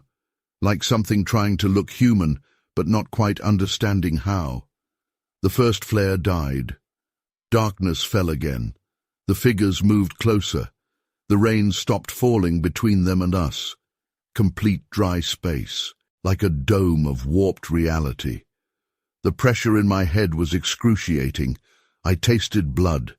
A train whistled in the distance, long, low sound cutting through the screaming. The figures stopped. Their heads snapped around in unison, facing west. The whistle came again, closer. The screaming changed, became uncertain. The figures retreated, same synchronized sliding, back to the tree line. The screaming faded. The pressure eased. The rain started falling normally again. By the time the third flare finally lit, they were gone. Just empty forest in the red light. Jenny woke up at 9:30 p.m. Mike's seizure stopped. Rachel quit vomiting. Tom started talking again. The bleeding stopped. The pressure vanished. Our electronics came back online all at once. The storm began to weaken. I did a head count, checked vital signs, standard first aid procedure. Everyone was alive, shaken but stable. The rain slowed to a drizzle. Temperature started rising. Normal night sounds resumed: frogs, crickets, owls. We broke camp at first light, hiked out in silence. Nobody talked about what happened. What could we say? The rangers asked why we abandoned our route. I reported the storm, the equipment failures, left out the rest. But I took photos before we left. The ground where they stood was different. Dead grass in perfect circles, soil turned grey like ash, and the pattern they made, 12 points around a central space, geometric precision that nature doesn't create. I measured everything, documented the scene, professional habit. The dead grass circles were exactly 6 feet in diameter, spaced exactly 20 feet apart, forming a perfect dodecagon around our camp. Mathematics made real in dead vegetation. The rangers investigated later, found nothing. The circles were gone. The grass was green again. No evidence remained. But they noticed something else. No animals in that clearing, no birds in those trees. Complete absence of wildlife in a perfect circle. I still guide in Olympic National Park, still lead groups on the High Divide Loop, but I check weather forecasts obsessively now. I carry triple backup electronics, and I never, ever camp in that valley. Some clearings should stay empty. Last week another guide called me, asked about that valley, said he'd seen something strange there, people standing in the rain but staying dry. I told him to avoid the area, especially in storms, especially at night. The rangers want to build a shelter there. Good location, they say. Natural clearing, good drainage, sheltered from wind. I wrote a formal protest, listed all the logical reasons it's a bad site. Didn't mention what I saw. What would be the point? The valley is still there, still empty. Local hikers avoid it now. They say electronics fail there during storms. Say they see people watching from the trees, people wearing old clothes, standing too still. The rangers dismiss the stories, write them off as campfire tales. But I have the photos, the measurements, the dead grass circles that formed that perfect pattern, evidence that something happened, something that doesn't fit our understanding of reality. I'm back in Melbourne now, teaching basic mountaineering courses, safe, simple work in predictable places. But sometimes during storms, I look out at the rain, watch how it falls, and remember how it bent around those figures, how it created that dry space where physics stopped working. The Park Service keeps asking me to guide tours through that valley, offering double pay. I keep refusing. Some places should stay wild, some clearings should stay empty, some stories shouldn't be repeated. End of report. Sarah Cooper, professional mountain guide, member of Australian Alpine Club, former lead guide, Olympic National Park, The thermal anomaly appeared on my scanner at 3:47 p.m. on August 12th. I was mapping a new cave system in Chiapas, Mexico, using state-of-the-art 3D scanning equipment. 20 years of spelunking hadn't prepared me for what that scan revealed, or what followed me out of that cave. My name is Diego Ruiz, lead speleologist for the Mexican Geological Survey. I've mapped hundreds of caves across Mexico. This system was different. The initial surveys suggested a massive underground complex previously unknown to science. My job was to create the first detailed map.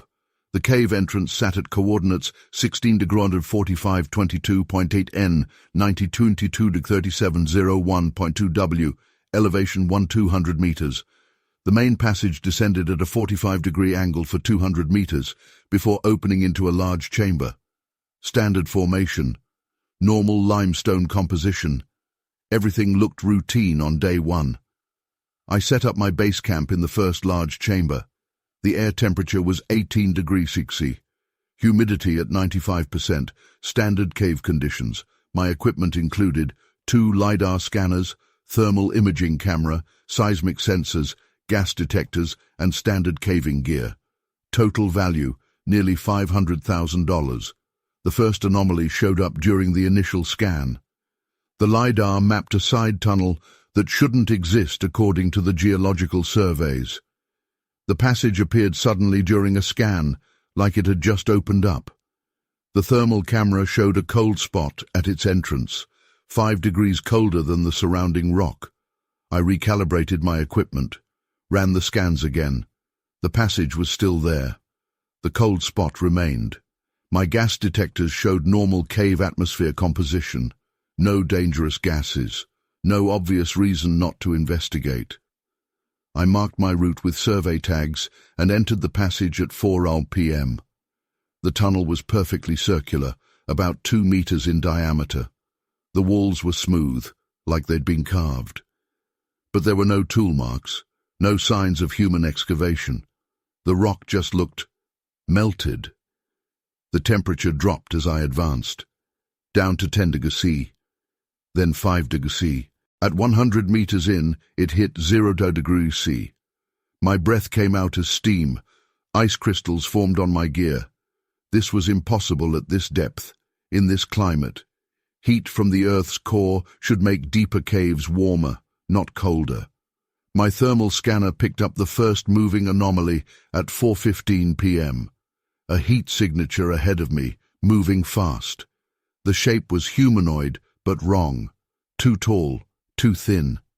Temperature reading showed 45 degrees, way too hot for any cave-dwelling animal.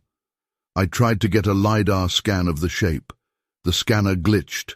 The display showed impossible readings.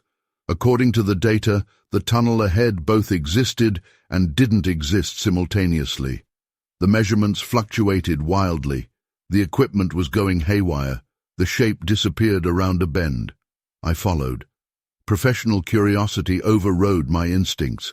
I needed data, needed to document whatever was causing these impossible readings. I found the claw marks at 4:30 p.m., deep grooves in solid limestone, 3 parallel marks, each 2 centimeters deep. The rock around them showed signs of chemical alteration. The surface was pitted, like it had been exposed to strong acid. I took samples, photographs, measurements. The marks were fresh. The exposed rock still reacted to my testing strips. Whatever made them had passed through recently, very recently. The thermal anomaly appeared again at 4:45 p.m., closer this time. The heat signature was clearer, over 2 meters tall, impossibly thin. The head was wrong, too elongated. The limbs bent at angles that violated normal anatomy. My camera failed when I tried to photograph it. The battery drained instantly. My backup camera died too. The LiDAR scanner started smoking. The display screen cracked from internal pressure. Something was destroying my electronics. I heard it moving, not footsteps, more like sliding, but with a rhythm. A scraping sound on stone, getting closer. The temperature dropped another 10 degrees. Ice formed on the tunnel walls. My fingers went numb. The smell hit me next. Chemical, acrid, like battery acid mixed with ozone. My eyes started burning. The air felt thick, heavy. My head spun. The tunnel seemed to twist around me, though I knew I was standing still. I saw it clearly at 5 p.m.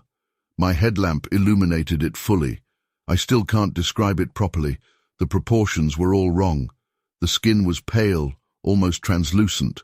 I could see organs moving underneath. They weren't arranged like any anatomy I'd studied. It moved like liquid poured upward. Every joint bent backward. The head rotated fully around with each step. The face. There was a face, but it kept changing, shifting, like reality couldn't decide what it should look like. My headlamp died. Emergency light died. Everything electronic went dead. Total darkness. But I could still see it. The thing gave off its own light, a pale, pulsing glow that hurt my eyes, made my vision blur. The walls started changing. The solid rock rippled like water. New tunnels opened and closed around me. The cave was reshaping itself. My survey markers floated in the air, suspended in stone that had turned to liquid. I ran, blind, terrified. The thing followed. I heard that sliding movement behind me. The chemical smell got stronger. The air got colder. Ice crackled under my boots. My breath froze in front of my face. The tunnel branched, split, reformed. I took random turns, left, right again. The cave wasn't following normal geometry anymore. Passages went up when they should go down. Tunnels curved in impossible ways. My survey markers were useless. The cave had moved them, rearranged them. They formed patterns now, symbols I didn't recognize. They glowed with that same painful light the creature emitted. I hit a dead end, turned around. The thing was there, 3 meters away. The walls rippled around it. Reality bent in its presence. My mind couldn't process what I was seeing. My eyes refused to focus on its form. It reached for me. The arm stretched too far. The fingers were wrong. Too many joints. Too long. They left trails in the air like cuts in space itself. I ducked, ran past it. Pure instinct. The fingers brushed my jacket. The fabric dissolved, just disappeared. No residue, no ash, just gone. The chemical smell overwhelmed me. My lungs burned, my skin tingled where the air touched it. The temperature kept dropping. Ice formed on my eyelashes, in my nose, on my teeth. I saw light ahead. Real light. The cave entrance. Impossible. I'd gone too deep, taken too many turns. But there it was. I ran faster. My legs shook. My chest hurt. Every breath felt like fire. Something grabbed my pack, pulled me backward. I let the straps slide off, kept running, heard my equipment shatter behind me, metal and plastic cracking like ice. I reached the entrance at 5:45 p.m. Sunlight hit my face. I fell, rolled, scraped my hands on limestone, got up, kept running until I reached my truck. The cave entrance was gone when I looked back. Just solid rock face, no opening, no sign there had ever been an opening. The GPS coordinates were the same, but the cave had vanished. My pack was gone. All my equipment destroyed. Total loss of nearly $500,000 in gear. The only thing that survived was my notebook, and half the pages had dissolved into that same nothingness that took my jacket. The Geological survey team investigated, found nothing, no cave entrance, no tunnels. The whole system had disappeared. Ground-penetrating radar showed solid limestone where my scans had shown vast chambers. But the evidence exists. The chemical analysis of my dissolved jacket showed impossible results. Elements that don't exist in nature. Atomic structures that violate known physics. My surviving notes contain data that doesn't make sense. Measurements of spaces that can't exist in three-dimensional geometry. The indigenous people know about it. They have stories about caves that move, places where the rock flows like water, things that live in spaces between spaces. Their ancestors marked these sites with warnings we can't read anymore. I still explore caves, still map new systems, but I check the temperature now, watch for cold spots, listen for that sliding sound, smell for that chemical tang in the air. The cave will come back. They always do, according to the locals. It'll appear somewhere else. Different entrance, different location, but the same impossible geometry inside. The same liquid stone, the same thing walking those twisted tunnels. I keep my dissolved jacket fragments in a sealed case. The edges still disappear sometimes, like they're being eaten by nothing. The chemical readings change daily. The mass fluctuates according to laws of physics we don't understand. Sometimes late at night I hear that sliding sound, feel the temperature drop, smell that sharp chemical tang. The walls of my room seem to ripple, just for a moment, and I know it followed me out. It's still out there, moving through spaces we can't see, waiting in geometries we can't comprehend, watching. Tyler, Marcus, Ethan, and I thought we had it all figured out. A weekend trip out to the wilderness. No crowds, No noise, just us and the raw, untouched nature. We planned to set up camp on a remote hilltop, a spot we'd found on a map that seemed far enough from civilization to forget about all the stress of daily life. This was supposed to be a break. It didn't take long before we realized we were in for something completely different. We arrived at the trailhead late afternoon, the sun hanging low in the sky, casting long shadows over the tree line. We parked Marcus's old SUV, grabbed our packs, and set off down the narrow trail. The air was crisp, colder than I expected for early autumn, but it felt good. The forest was thick, and the smell of pine was almost overwhelming, but in a good way, clean, refreshing. The trail was rough, steeper than we'd thought from looking at the map. Ethan joked about not needing a gym membership, his breath already coming in short puffs. We laughed, pushing ourselves up the hill, our packs heavy with tents, food, and way too many cans of beer. Tyler was leading the way, always the most energetic of the group, calling back to us, "Come on, guys, you're gonna let me do all the work." We laughed again, but honestly, the climb was tougher than I'd expected. We reached the hilltop as the sky started to darken. We had just enough time to get the tents up before night fell. The view was worth it, though.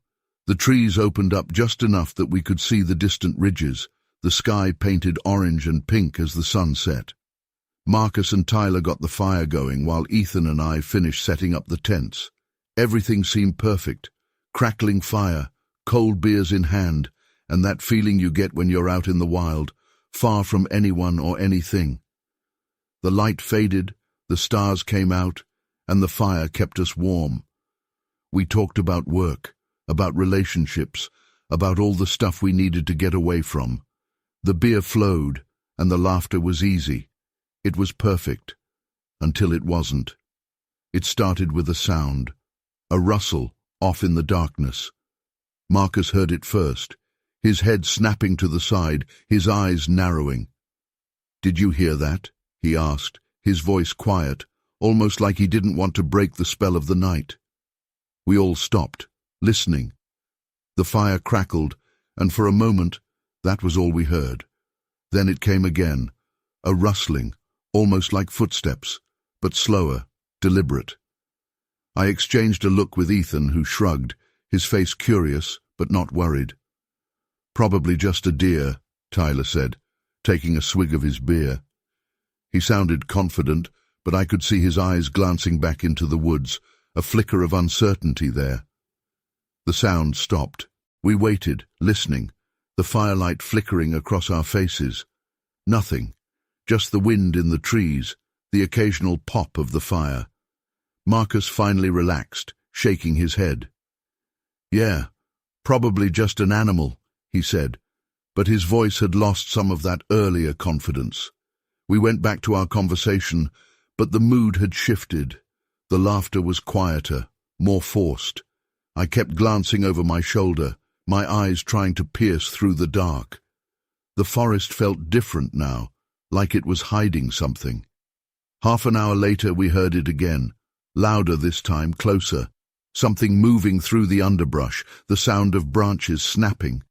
Tyler put his beer down, his face serious now. "That doesn't sound like a deer," he said. Marcus stood up, his hand reaching for the flashlight on the ground beside him. He clicked it on, the beam slicing through the darkness. He swung it back and forth, the light bouncing off tree trunks, branches, the dark spaces in between. Nothing, just trees and shadows. "Maybe it's a bear," Ethan said, his voice low. He sounded worried now. "We should probably make some noise, let it know we're here." Marcus nodded, turning the flashlight off, but he didn't sit down. He stood there, staring out into the dark. "If it's a bear, it should have run by now," he said, almost to himself. "They don't like people." The sound stopped again, and the forest was quiet. Too quiet. I could feel the tension in the air, the way everyone was holding their breath, waiting. Tyler finally broke the silence, trying to laugh it off. All right, enough spooking ourselves. Let's just keep the fire up and stay alert." We all nodded, but the easy mood was gone. We stoked the fire, adding more wood, the flames growing, casting long, flickering shadows. I couldn't shake the feeling that we weren't alone. My eyes kept darting to the edges of the clearing, looking for movement, listening for that sound. And then we saw them, eyes. Two glowing eyes, reflecting the firelight, just beyond the edge of the clearing. They were low to the ground at first, like they were watching us. My heart jumped, my mouth going dry. Marcus turned the flashlight on again, pointing it towards the eyes. They disappeared for a moment, then reappeared, higher this time, as if whatever it was had stood up. The light caught it briefly, a tall, dark shape, just standing there, staring at us. Marcus swore under his breath, his hand shaking. "What the hell is that?" Ethan stood up, moving closer to Marcus, his eyes wide. "We should leave," he whispered. "We need to get out of here." I nodded, my pulse pounding in my ears. Tyler, for once, didn't argue. He grabbed his pack, his eyes never leaving the figure at the edge of the woods. "Let's go," he said, his voice tight. We moved quickly, grabbing our gear, not bothering to pack up the tents. The fire was still burning, but the darkness around us seemed to press in, closer and closer. The eyes stayed where they were, watching us, following our movements. We started down the trail, the flashlight beam bouncing in the dark, our breaths coming fast and shallow. No one spoke. The forest felt alive, the shadows shifting, the sound of our footsteps loud in the quiet night. And then we heard it. Footsteps, heavy, deliberate, following us. My chest tightened, and I felt the panic rising, my body screaming at me to run. Ethan turned, his face pale in the dim light. "It's coming," he whispered, his voice barely audible. Tyler broke into a run, his pack bouncing against his back, his flashlight swinging wildly. The rest of us followed, our feet pounding on the uneven ground, the sound of branches snapping behind us, something big, something fast. I could feel my lungs burning, my legs aching as we ran down the trail. The footsteps behind us were getting closer, the sound of something crashing through the underbrush.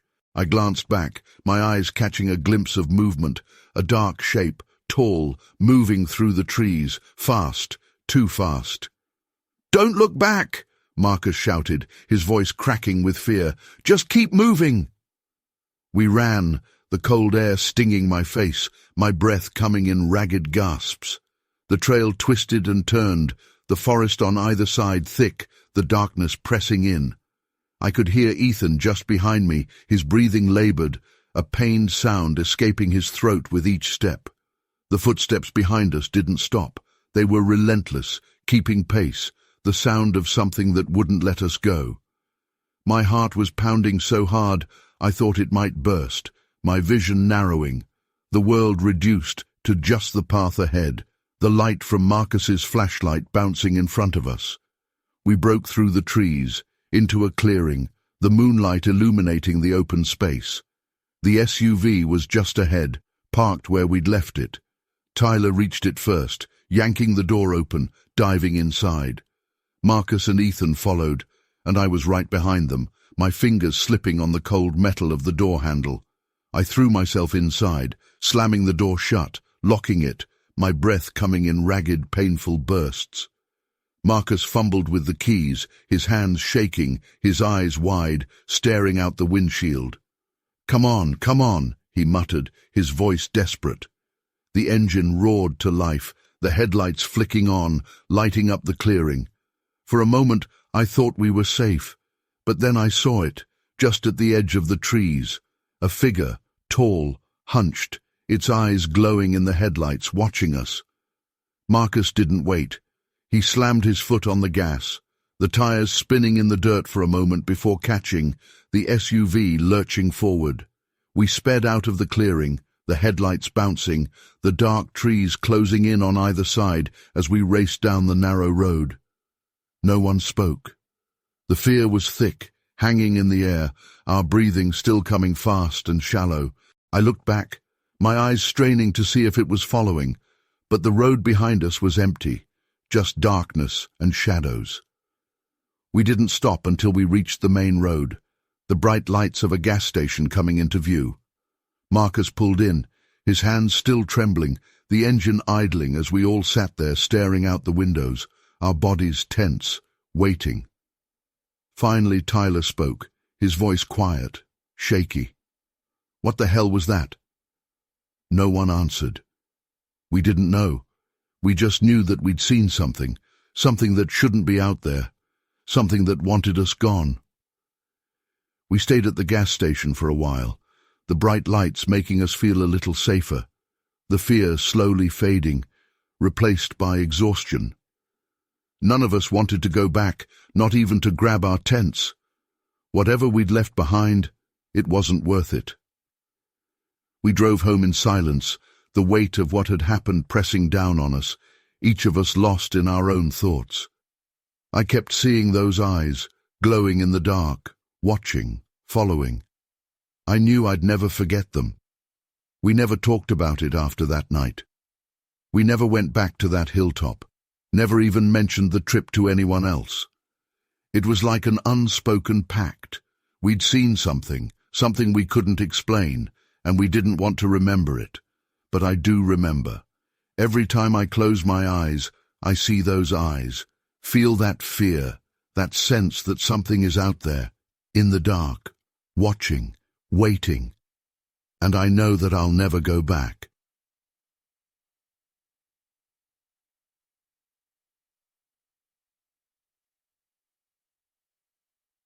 The vibrations started at 2:15 p.m.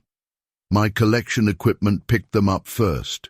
Regular pulses through the soil, too rhythmic to be natural, too deep to be human.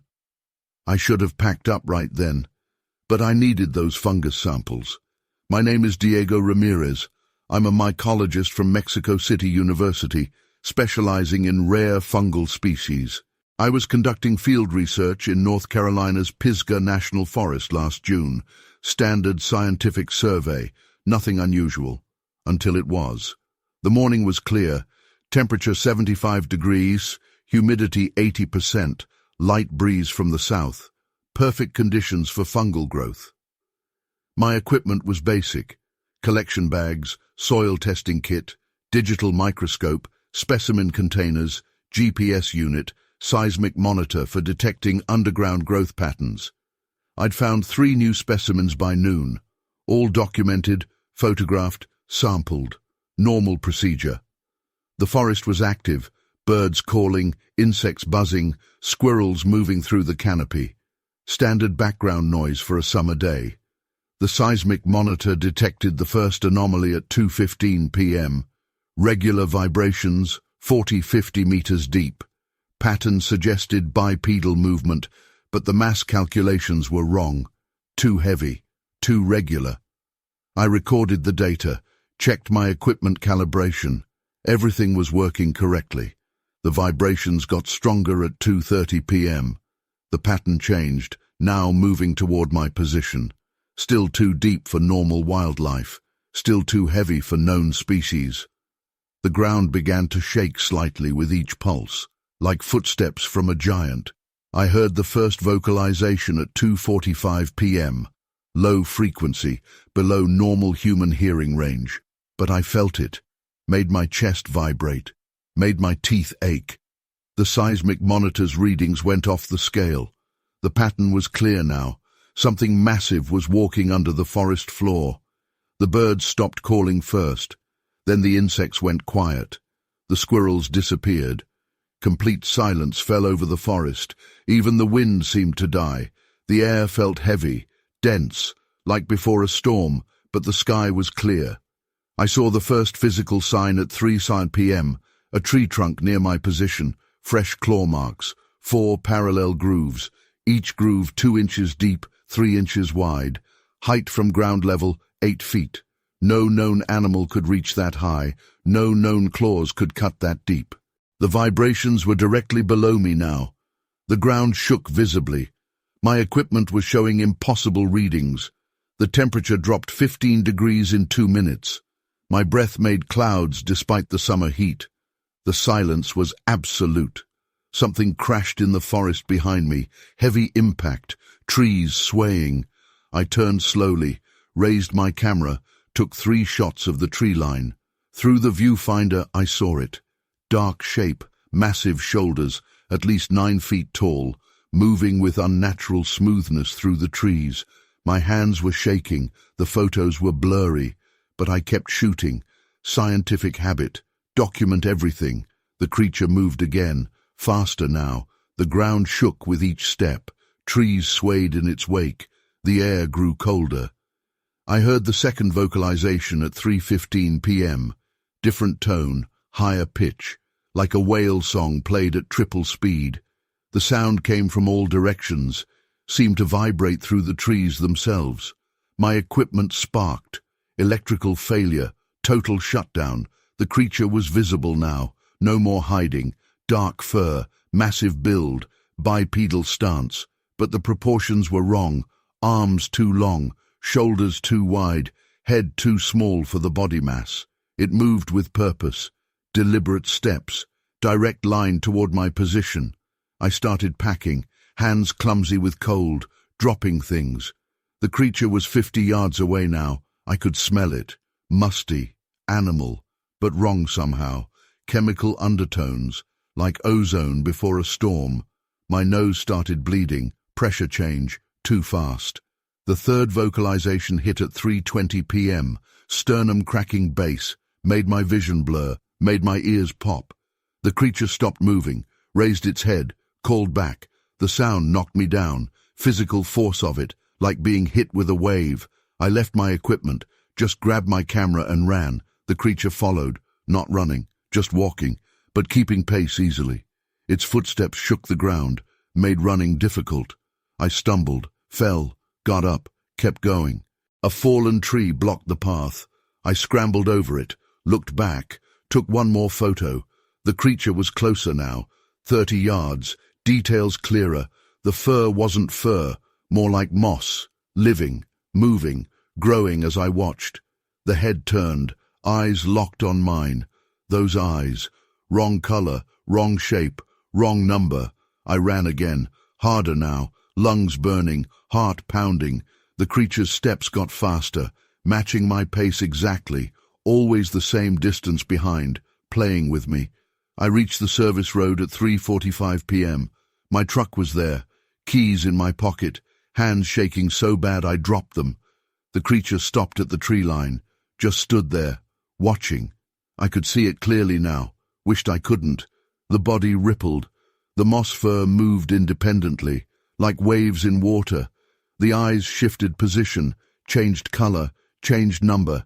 The head split vertically, opened like a flower, showed things inside that my brain refuses to process. I got the door open, started the engine. The creature took one step forward. The ground cracked under its foot. A perfect circle of dead grass spread from the impact point. Trees leaned away from it. Reality seemed to bend. I drove, didn't look back. The road twisted through the forest. My nose was still bleeding. Ears too. The pressure didn't ease until I hit the highway. 5 miles away, I pulled over, checked my camera. 3 clear shots before the electronics died. The photos show something, dark shape, massive size, but the details are wrong, blurred, distorted, like the camera couldn't quite capture what it was seeing, but the size comparison is clear. The creature stands a full head taller than the mature pines around it. I reported the incident, showed the photos. The university launched an investigation. They found my equipment, all destroyed, not broken, not damaged, destroyed at a molecular level. Metal, plastic and glass reduced to component elements. The ground where it walked was changed. Chemical analysis showed altered soil composition, radiation levels slightly elevated, and the pattern of dead grass, perfect circles spreading from each footprint, like life itself had been erased. The Forest Service closed that section for a week, sent teams in, found nothing, no tracks, No radiation, no chemical changes, but they did find the trees, claw marks high up, deep grooves in solid oak, and the patterns, geometric shapes carved into bark, mathematical precision. I still do field research, still collect fungal samples, but never in Pisgah, never alone. And I watch my seismic monitor. If those vibrations start, regular pulses, too deep, too heavy, I pack up immediately. Some research isn't worth the risk. Last month another researcher called me, asking about that area of Pisgah. Said his equipment was picking up strange readings, deep vibrations, regular patterns. I told him to get out, leave the equipment, run. He laughed it off. They found his truck 3 days later. Empty. The university wants more samples from that site. The fungi there are unique, different, changed somehow. They offer triple funding, special equipment, armed guards. I keep refusing. Some questions shouldn't be answered. Some knowledge isn't worth the cost. I've mapped every other section of Pisgah, documented thousands of fungal species, but that one area stays blank in my records, a void in the data. Let someone else fill it in. Let someone else explain what lives there. The Forest Service installed seismic monitors last week, standard equipment, regular maintenance schedule. 3 days later, all readings stopped. They found the monitors this morning. Molecular structure altered, metal turned to dust, perfect circles of dead grass spreading outward. I'm back in Mexico City now, teaching basic mycology, safe research in controlled labs, but sometimes I take out those photos. Look at that dark shape among the trees. Watch how the pixels shift and change, like the image itself is still alive, still growing, still watching. End of report. Dr. Diego Ramirez, Ph.D., Department of Mycology, Mexico City University. Former Research Fellow, North American Fungal Studies Institute. I've been a park ranger at Olympic National Park for 12 years. I've dealt with bears, cougars, and aggressive elk. I've handled lost hikers, illegal campers, and wildlife poachers. But what I found in the North Sector on March 15th wasn't in any training manual. My name is Sarah Martinez, Senior Park Ranger, Olympic National Park, Washington State. That morning started with reports of abandoned campsites in grid section N17. 3 sites found empty in 2 weeks, gear left behind, no signs of animal attack, no evidence of foul play, just empty tents and scattered equipment. I started my patrol at 7:30 a.m. Temperature was 52 degrees Celsius, light rain, visibility about 200 yards in the forest, standard spring conditions for the Olympic Peninsula. I drove my patrol vehicle to the N17 access road and parked at the ranger station. The first campsite was half a mile in. I found it exactly as reported.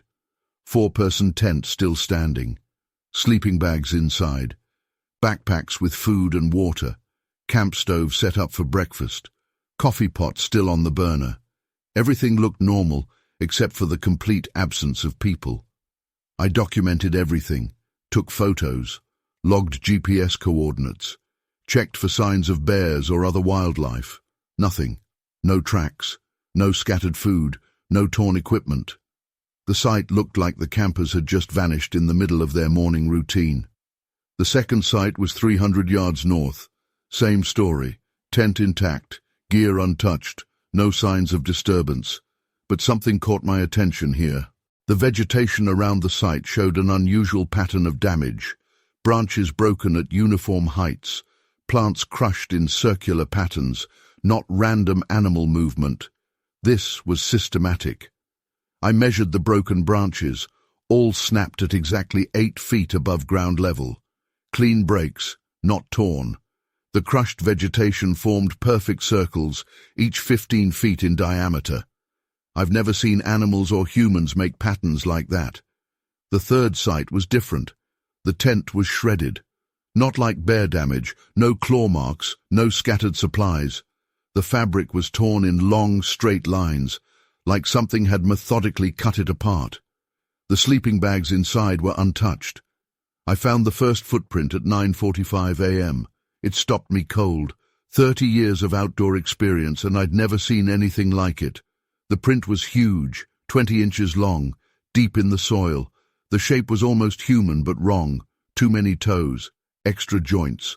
The pressure pattern suggested it walked on 2 legs. I took photos, made plaster casts, measured everything, standard protocol for unknown tracks. But my hands shook while I worked. The print was fresh. The edges were still sharp. Whatever made it had passed through recently. The smell hit me at 10 a.m. Putrid, but not like decay. More chemical, like rotting meat mixed with ozone. It made my eyes water, made my throat tight. The air temperature dropped 15 degrees in minutes. I heard movement in the trees. Not normal forest sounds. Something big moving systematically, breaking branches exactly 8 feet high, creating those same circular patterns I'd seen at the second campsite. I called for backup on my radio. Got only static. Checked my cell phone. No signal. All my electronics started acting strange. The GPS unit showed impossible coordinates. The display on my digital camera flickered and died. The footsteps got closer. Heavy impacts that shook the ground. Perfect rhythm. Mechanical precision. Not animal movement. Not human either. I could hear branches snapping at that exact 8-foot height. Hear vegetation being crushed in perfect circles. I saw it at 10:15 a.m. My mind still fights the memory. It stood at least 9 feet tall, massive, broad. Dark fur or hair covered its body. But the proportions were wrong. Arms too long, legs jointed strangely. The head sat wrong on its shoulders. It moved with purpose, each step calculated. It crossed the campsite in 3 strides, breaking branches exactly 8 feet high. Its movement left those perfect circular patterns in the vegetation. It was gathering data, studying, measuring. The smell got stronger, that chemical rot stench. The air temperature dropped another 10 degrees. My breath came out as steam. Frost formed on the tent fabric despite the warm spring day. It turned toward me. I saw its face. No, I saw where its face should be. The features kept shifting, like my brain couldn't process what my eyes were seeing. But I could feel it watching me, studying me, like I was just another measurement to record. I backed away slowly, remembered my training, no sudden movements. But this wasn't a bear or cougar. This thing moved with intelligence, purpose. It matched my pace exactly, keeping our distance constant. More footsteps behind me, the same rhythmic impacts, same precise movements. There were others. They had surrounded the campsite while I watched the first one, all moving in perfect coordination, creating those same patterns. My training meant nothing now. I ran. Pure instinct took over, crashed through the underbrush. Branches whipped my face. My boots slipped on wet leaves. The footsteps followed, still in that perfect rhythm, still breaking branches at exactly 8 feet, still creating those circular patterns. I reached my vehicle at 10:45 a.m., 30 minutes of blind panic running. My hands shook so badly I dropped my keys. The footsteps stopped at the tree line. The temperature returned to normal. My electronics started working again. I called in backup. Full team responded. We searched the area, found nothing. No footprints, no broken branches, no circular patterns. Just 3 empty campsites and my plaster casts of impossible tracks. The investigation found no trace of the missing campers, no bodies, no evidence of what happened. Just empty tents and my report of something that couldn't exist. But the evidence is real. The plaster casts show details that don't match any known species. The photos I took before my camera died show those perfect circles, those branches broken at exactly 8 feet. The temperature data from my equipment shows that impossible cold spot. The indigenous tribes know about them. They have stories about tall beings who measure the forest, who study humans like we study animals, who take people who won't be missed. Their warnings are still carved on old trees, symbols showing giants walking through perfect circles. We closed that section of the park, posted signs about environmental studies, restricted access. But the real reason is in my report, in those plaster casts, in the data we can't explain. They're still out there, still measuring, still studying, still taking people who go too far into their territory. We find empty campsites every spring, always the same pattern, always those perfect circles. I keep the plaster cast in my office. Sometimes I catch other rangers looking at it. They know what's out there, know what we're not supposed to talk about. We all check the branch heights now. Watch for circular patterns in the vegetation. Listen for footsteps that move with mechanical precision. The missing campers were never found. Their families still call, still hope. But we know they're gone, taken by something that studies humans the way we study animals, something that measures and records and takes specimens. I still patrol that sector. Have to. It's my job. But I watch the branches now, look for circles, listen for rhythmic footsteps. And when I smell that chemical rot stench, when the air turns cold on a warm day, I leave. Because they're not hostile, not predatory. They're curious, scientific, and that's more terrifying than any predator. They take people to study them, to measure them, to record their data, just like we do with the animals in our forest.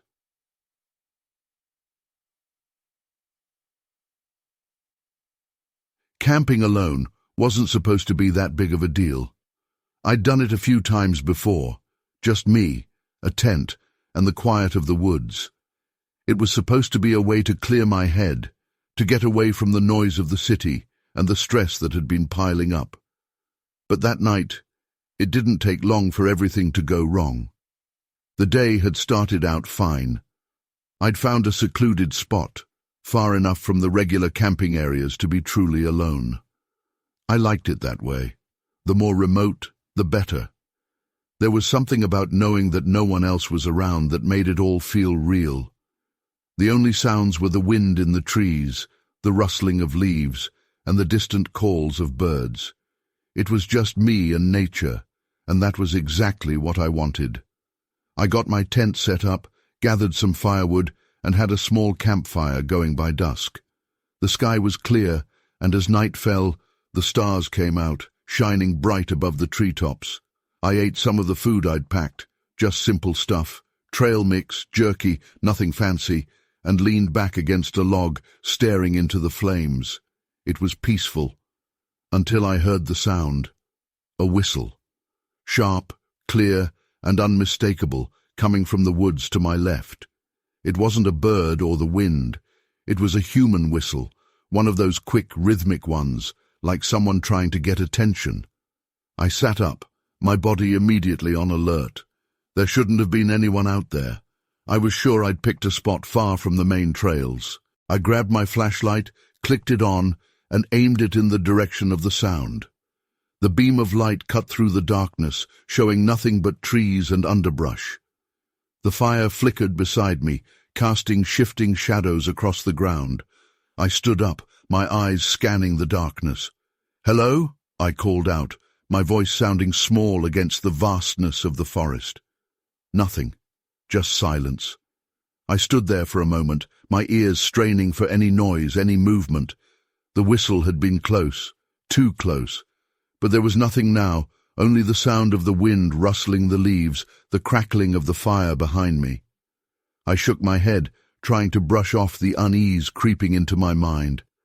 Maybe I was just tired. Maybe it was nothing. I turned back to the fire, sitting down, but I couldn't relax. My eyes kept darting towards the trees, my ears straining for any noise. Then it happened again. The whistle. This time from the other direction, right at the edge of the clearing. My heart jumped, my skin prickling. It was the same whistle, short, rhythmic, deliberate. Someone was out there, and they were messing with me. I stood up again, flashlight in hand, the beam shaking slightly as I pointed it towards the trees. "Who's there?" I shouted, my voice louder this time. with a nervous edge I couldn't hide. My mouth felt dry, my chest tight. No answer, just silence. The kind of silence that makes your skin crawl, that makes you feel like something is wrong. My pulse quickened, a mix of fear and adrenaline rushing through me. I didn't like this. I wasn't supposed to be dealing with anyone out here. I moved closer to the tent, my back to it, keeping my eyes on the tree line. I was trying to figure out what to do. Should I stay put? Pack up and leave? It was late, dark, and I wasn't sure if trying to hike back to my car in the middle of the night was a good idea. And then I heard it again. The whistle. Closer. It was like it was coming from the trees just beyond the firelight. My heart raced, my throat tightening. I couldn't see anything, no figures, no movement, just darkness. I took a step back, my foot hitting the edge of my tent, and my flashlight beam swung across the clearing. That's when I saw it. A shadow, slipping between the trees, tall and fast, just at the edge of the light. My breath caught in my throat, and my chest went tight. I swung the light back, trying to catch it again, but there was nothing there. Just empty forest. Panic was setting in now, my hands shaking as I turned, grabbing for my backpack. I needed to leave. Now. I started shoving things into my bag, moving quickly, my ears still straining for any sound, any hint that whatever was out there was coming closer.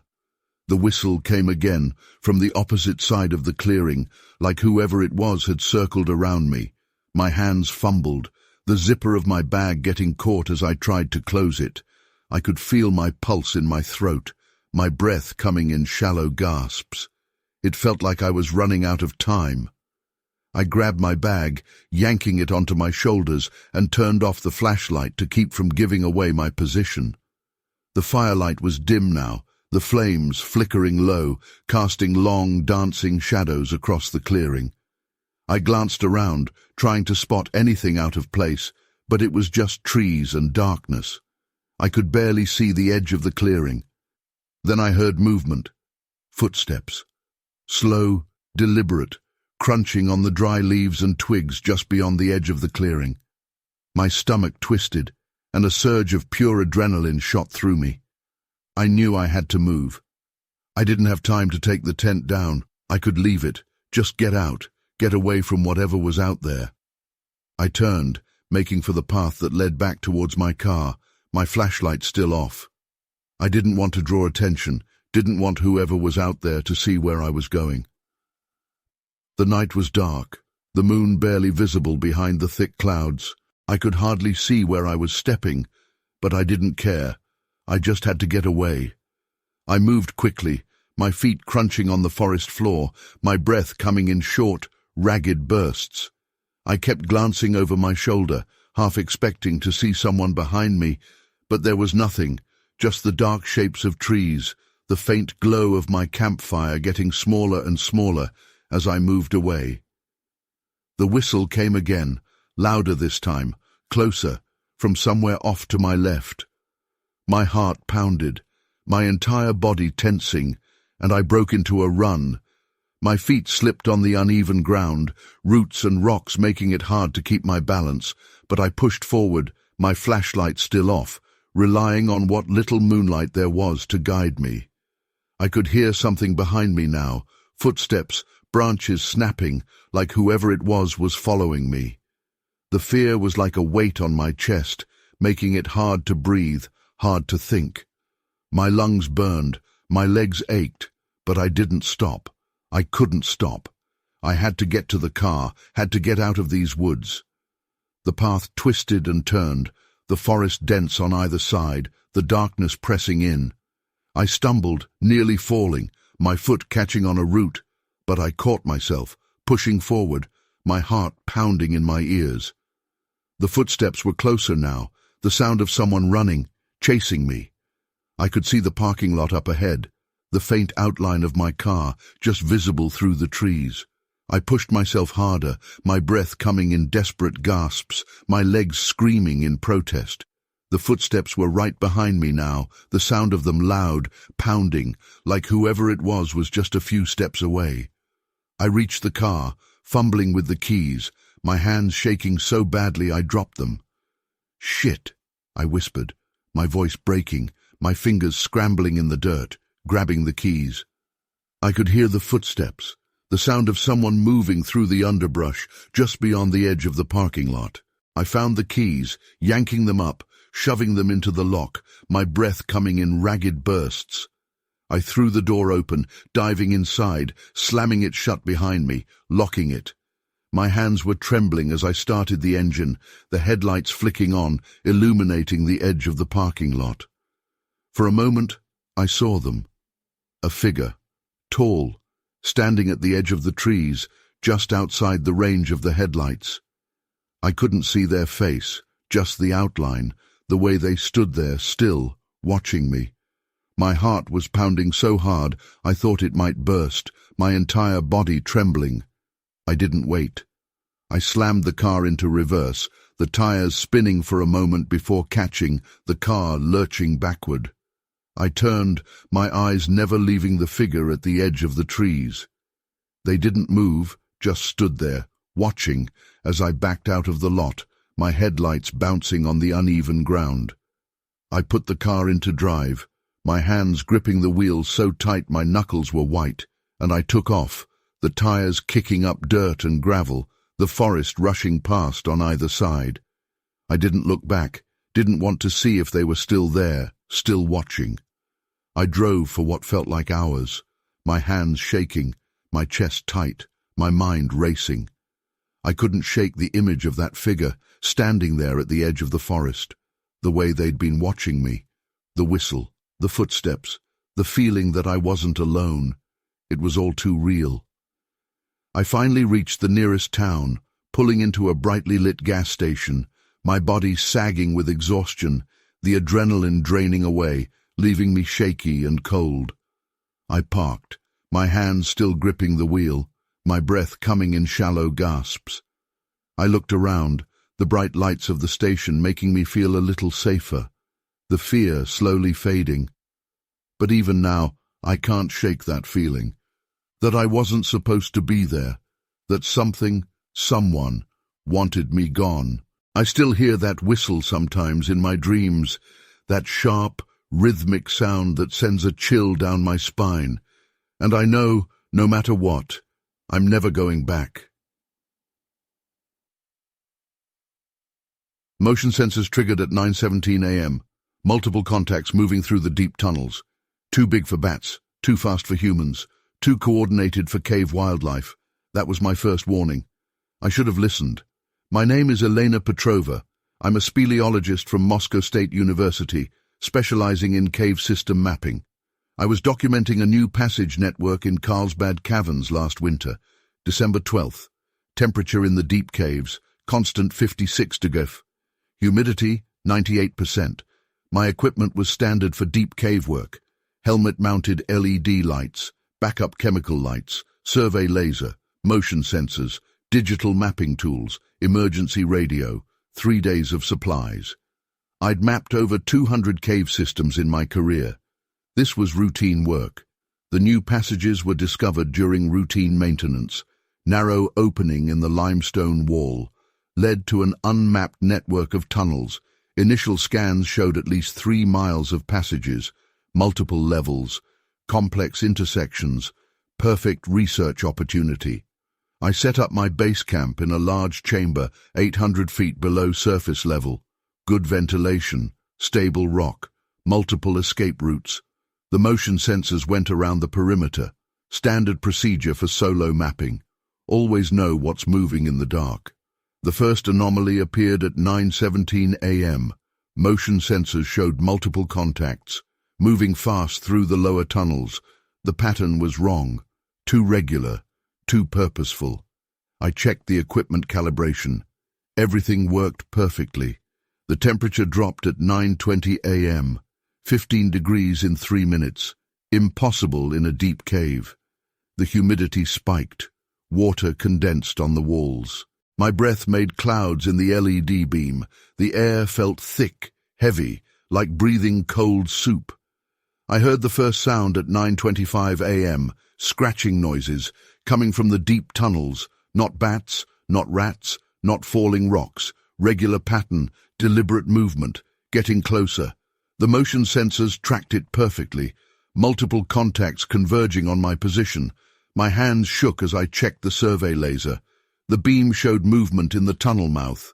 Something pale, something fast, gone before I could focus. The scratching got louder, closer, more motion alerts. The temperature kept dropping. The first clear contact came at 9:30 a.m. My helmet light caught it. Pale figure, skeletal thin, moving spider-like across the cave wall. Impossible angles, impossible speed. Gone in a second. But the image burned into my mind, wrong in every way. I started packing. Quick, efficient movements, years of training taking over. The scratching surrounded my position now. Multiple sources. The motion sensors were going crazy. Contacts everywhere, moving too fast to track. The temperature hit 30-degree Tav. Water froze on the cave walls.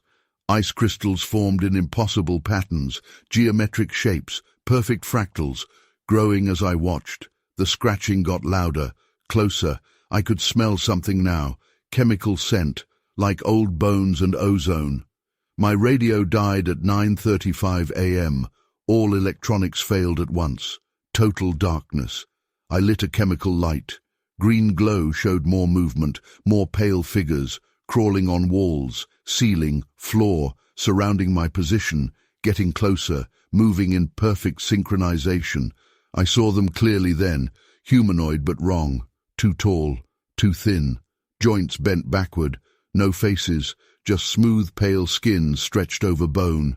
They moved like insects, quick, jerky motions, but coordinated, purposeful, hunting. My breathing echoed in the chamber, quick, shallow gasps. Heart pounding so hard it hurt. Sweat froze on my skin. The chemical light flickered. The figures stopped moving, all at once.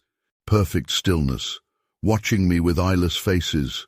One moved closer, 8 feet tall, standing straight, but it didn't stand straight, bent at impossible angles, limbs too long, too many joints, fingers like spider legs, reaching toward me. The others matched its movements exactly.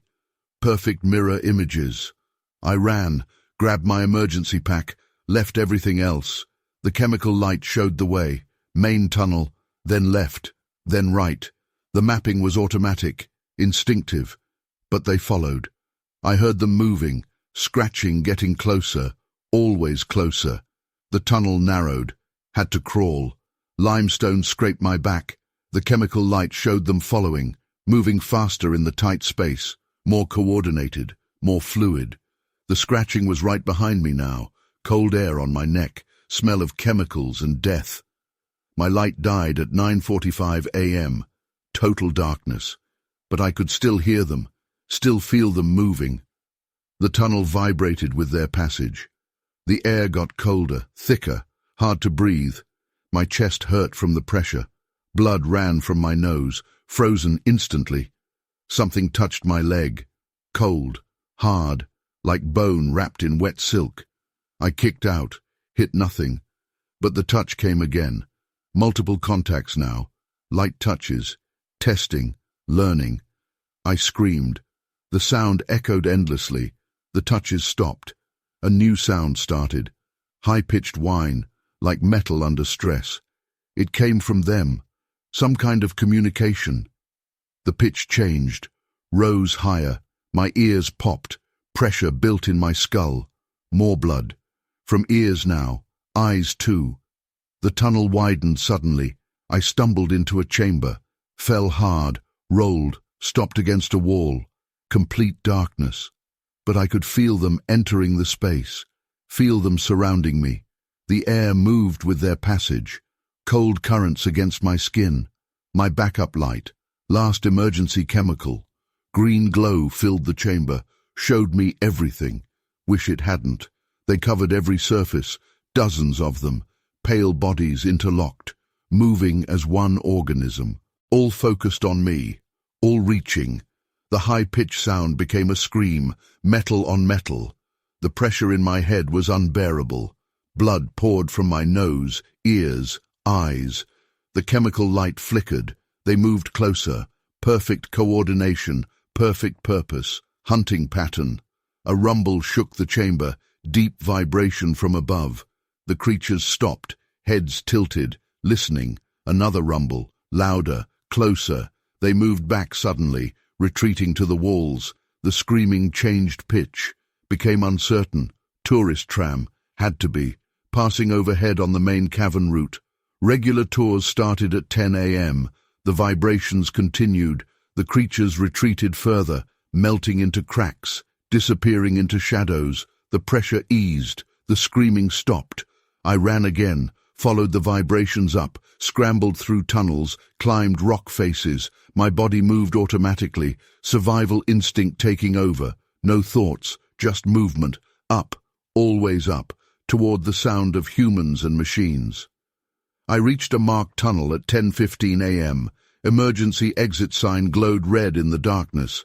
I followed it blindly, climbed the maintenance ladder, hands shaking so bad I kept slipping. But I climbed. 30 feet, 60, 90, light above. The maintenance door opened into a utility corridor. Fluorescent lights, concrete floor, normal, real. I slammed the door behind me, locked it, sat there shaking until a security guard found me at 10:45 a.m. My nose was still bleeding, ears too. They sent a team down later, found my equipment, all destroyed, not damaged, not broken, dissolved somehow, metal and plastic reduced to organic sludge. But they found something else too. Marks on the cave walls, geometric patterns, perfect fractals carved in solid rock. The cave system was closed for a week. Official story blamed unstable rocks, but they installed new sensors, better cameras, stronger lights. The first 2 sensor arrays disappeared completely. The third sent back readings that made no sense. Motion patterns that broke physics. I still work in caves, still map systems, but never in Carlsbad, never alone. And I watch the motion sensors. If they show that pattern, multiple contacts, too fast, too coordinated, I leave immediately. Some passages should stay unmapped. Last month another researcher contacted me, asked about those deep tunnels, said his team found more passages, wanted my data, my experience. I told him to stay out, block the entrance, pour concrete if necessary. He didn't listen. They found his equipment 3 days later, dissolved to sludge, no body. The Park Service wants those passages mapped. The patterns in the rock are unique, scientifically valuable. They offer triple hazard pay, full security team, latest equipment. I keep refusing. Some questions shouldn't be answered, some places shouldn't be explored. I'm back in Moscow now, teaching basic speleology, safe caves, known systems. But sometimes in my dreams, I hear that scratching, feel those cold touches, see those pale shapes moving with impossible grace. Some memories don't fade. The sensors in Carlsbad still run, still monitor those deep passages. Sometimes they show movement, fast contacts, regular patterns, moving up from the depths, getting closer to tourist areas. The Park Service increases security, installs more lights, but lights burn out, sensors fail, and the scratching continues. End of report. Dr. Elena Petrova, Ph.D., Department of Speleology, Moscow State University. Former Research Fellow, United States Geological Survey Cave Research Division. The GPS failed at 9:47 p.m. on June 21st, summer solstice in Alaska, when the sun barely sets. I was solo hiking the Chilkoot Trail, following the path of the old gold rush. 20 years of alpine experience didn't prepare me for what happened after my equipment died. My name is Klaus Weber, professional mountaineer from Munich, Germany. I'd hiked challenging trails across 5 continents. The Chilkoot was supposed to be a moderate trek, a historical route through stunning terrain. Nothing in my research warned me about what lies in the perpetual twilight. I started my hike at 6 a.m. from Dyer. Temperature was 52 degrees. Clear sky, light wind, 18 hours of daylight ahead, perfect conditions. My pack contained standard alpine gear, GPS, satellite phone, emergency beacon, first aid, food for 5 days, camping equipment. The first 10 hours were normal, steady climb, good trail conditions. I covered 15 miles, making better time than expected. The terrain was challenging but beautiful. Snow-capped peaks, alpine meadows, historical artifacts from the gold rush scattered along the trail. The problem started as the sun began its slow descent. It was still light. This far north, true darkness doesn't come in summer. But the quality of light changed, became grey, diffuse. The shadows lengthened but never fully formed. My GPS glitched first. The coordinates jumped randomly, showed impossible locations. Then the satellite phone died. Then my emergency beacon. Every piece of electronic equipment failed within 5 minutes. Even my analog compass spun uselessly. I checked the batteries. All dead. Even the new ones in my pack. Something had drained them completely. The temperature dropped suddenly, from 50 degrees to near freezing in minutes. My breath came out as steam in the twilight air. The first anomaly appeared at 10 p.m. Movement at the edge of my vision. Too tall to be human, too fluid to be natural. The perpetual twilight played tricks with depth perception. The figure seemed to shift between distances without moving. I heard it before I saw it clearly. Not footsteps, more like sliding, but with weight behind it. A sound of motion that didn't match any normal walking pattern. The noise echoed off the mountains strangely, like the air itself was changing density. My training kicked in. I stopped, made noise, announced my presence like you do for bears. But this was no bear. The movement patterns were wrong, the height was wrong. Everything about it violated natural animal behavior. I saw it fully at 10:15 p.m. The twilight illuminated it from all angles, casting no shadows. It stood at least 8 feet tall, impossibly thin, pale white skin that seemed to shift and ripple. Its proportions were wrong, legs too long, arms hanging too low, joints that bent backward. It moved like something underwater, fluid, graceful. Each step covered too much ground, its head turned too far, rotating beyond natural limits. The face, I still can't describe it properly. Features that changed every time I tried to focus on them. The smell hit me next. Not organic, not decay. Something chemical, sharp. It made my eyes water, made my sinuses burn. The air temperature dropped another 10 degrees. Frost formed on my gear despite the summer evening. I started walking faster, kept my eyes ahead, tried to ignore it, but it matched my pace exactly, kept the same distance. Every time I turned, it was there, always the same position, always watching, always moving with that impossible fluidity. The trail markers changed, shifted position when I wasn't looking. The path split into directions that didn't exist on my maps. Each fork led to the same twilight scene, like the trail was looping back on itself in impossible ways. More movement now, different angles, different heights. Others had joined it. All wrong, all fluid, all watching. They matched my pace in perfect synchronization, a coordinated effort to herd me in a specific direction. My muscles tensed, sweat froze on my skin. The chemical smell got stronger. The air felt thick, heavy. Each breath took effort. My head spun from the strange atmospheric pressure. I ran, broke every rule of survival, just ran blind in the endless twilight. My boots slipped on frozen gravel. My lungs burned from the chemical air. The things followed, not chasing, keeping pace, maintaining that same precise distance. Their movement made no sound now. They flowed over the terrain like liquid, changed shape to match the landscape, bent around obstacles instead of crossing them.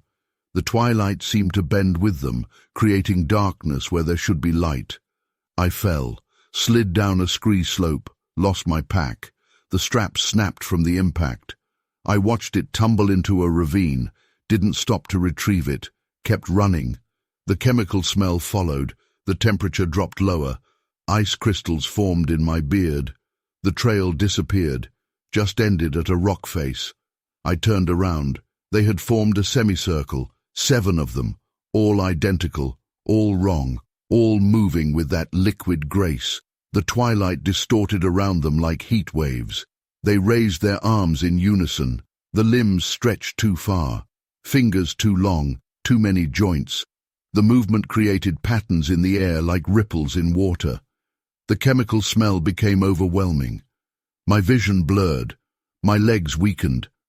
I remember falling. Remember the cold. Remember those fluid shapes moving closer. Remember the faces that wouldn't stay fixed. Remember the hands reaching with too many fingers.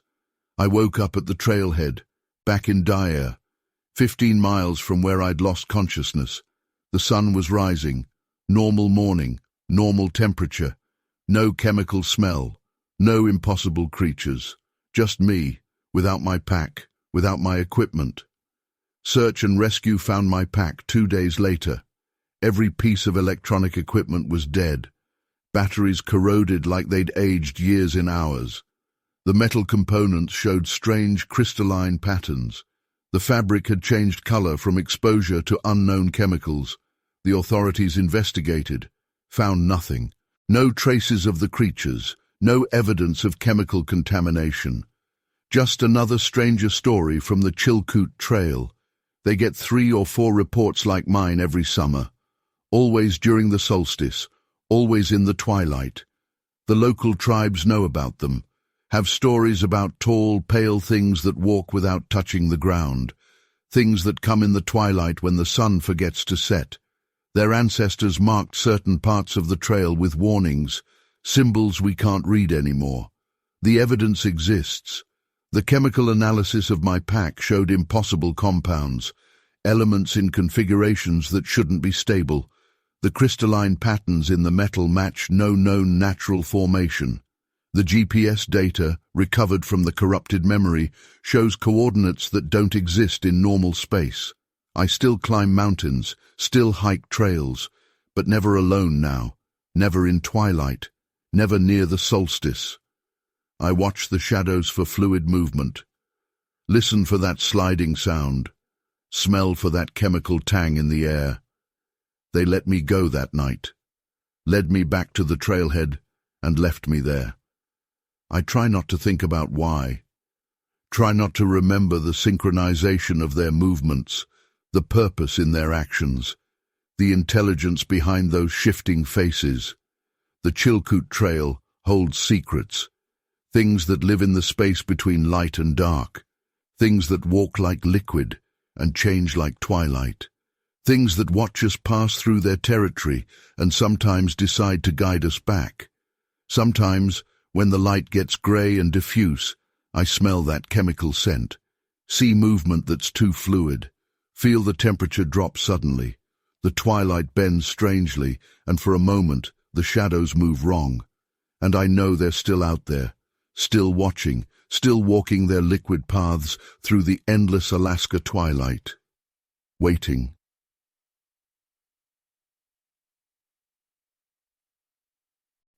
Night shifts as a ranger weren't anything new to me. I had done my share, and I was used to the dark, the cold, the quiet isolation of the woods at midnight. But even with all that experience, nothing really prepares you for those moments when you feel the forest itself is watching you. It was supposed to be just another routine patrol. Check a few sites, make sure everything was in order, then back to the station to log a quiet night. That night, it was deep winter, the kind of cold that made everything crisp, where the snow on the ground reflected the moonlight, giving off a dim glow. I could see my breath, puffs of white smoke, each exhale hanging in the air for a second, before being swallowed by the blackness around me. The wind was almost non-existent, so it was eerily quiet, just the crunch of my boots in the snow and the rustle of my gear as I walked. I was on patrol, heading towards a section of the forest that wasn't very popular. It was a remote place, and I had to walk because the paths were too narrow for the ranger vehicle. It was one of those places you had to know was there to find it, the kind of spot where people got lost if they wandered too far from the trails. There had been reports of some strange noises, howls, cries, the kind of things that usually turned out to be animals. I wasn't too worried, just cautious. The moon was bright that night, which was good. It meant I could see better without having to use my flashlight all the time. I hate using the flashlight in places like that. It just makes the shadows longer and somehow makes everything feel more claustrophobic. But something about that night made me keep it in my hand, just in case. My fingers were numb even with gloves, the cold cutting through the fabric, and every now and then I would squeeze the handle of the flashlight just to make sure I could still feel it there. The deeper I went, the stranger it felt. The air got colder, more biting, and there was an odd smell, a faint, metallic scent. I stopped and took a deep breath, trying to figure out what it was. It reminded me of rust or blood, something sharp that made me uneasy. My instincts were telling me that I wasn't alone. Then I heard it, a howl, low and deep, echoing through the trees. It wasn't a coyote or a wolf. It was something different, something almost human. My skin prickled, my heart giving a sudden thump. I turned towards the direction of the sound, my eyes narrowing, straining to see. The moonlight barely reached that far, just vague outlines of trees and shadows. I kept walking, my pace a little faster now, my senses on high alert. The crunch of my boots seemed too loud, like I was giving away my position. My ears strained for any other sound, any movement that wasn't my own. I tried to convince myself that it was just the cold getting to me, making me paranoid. But I knew better.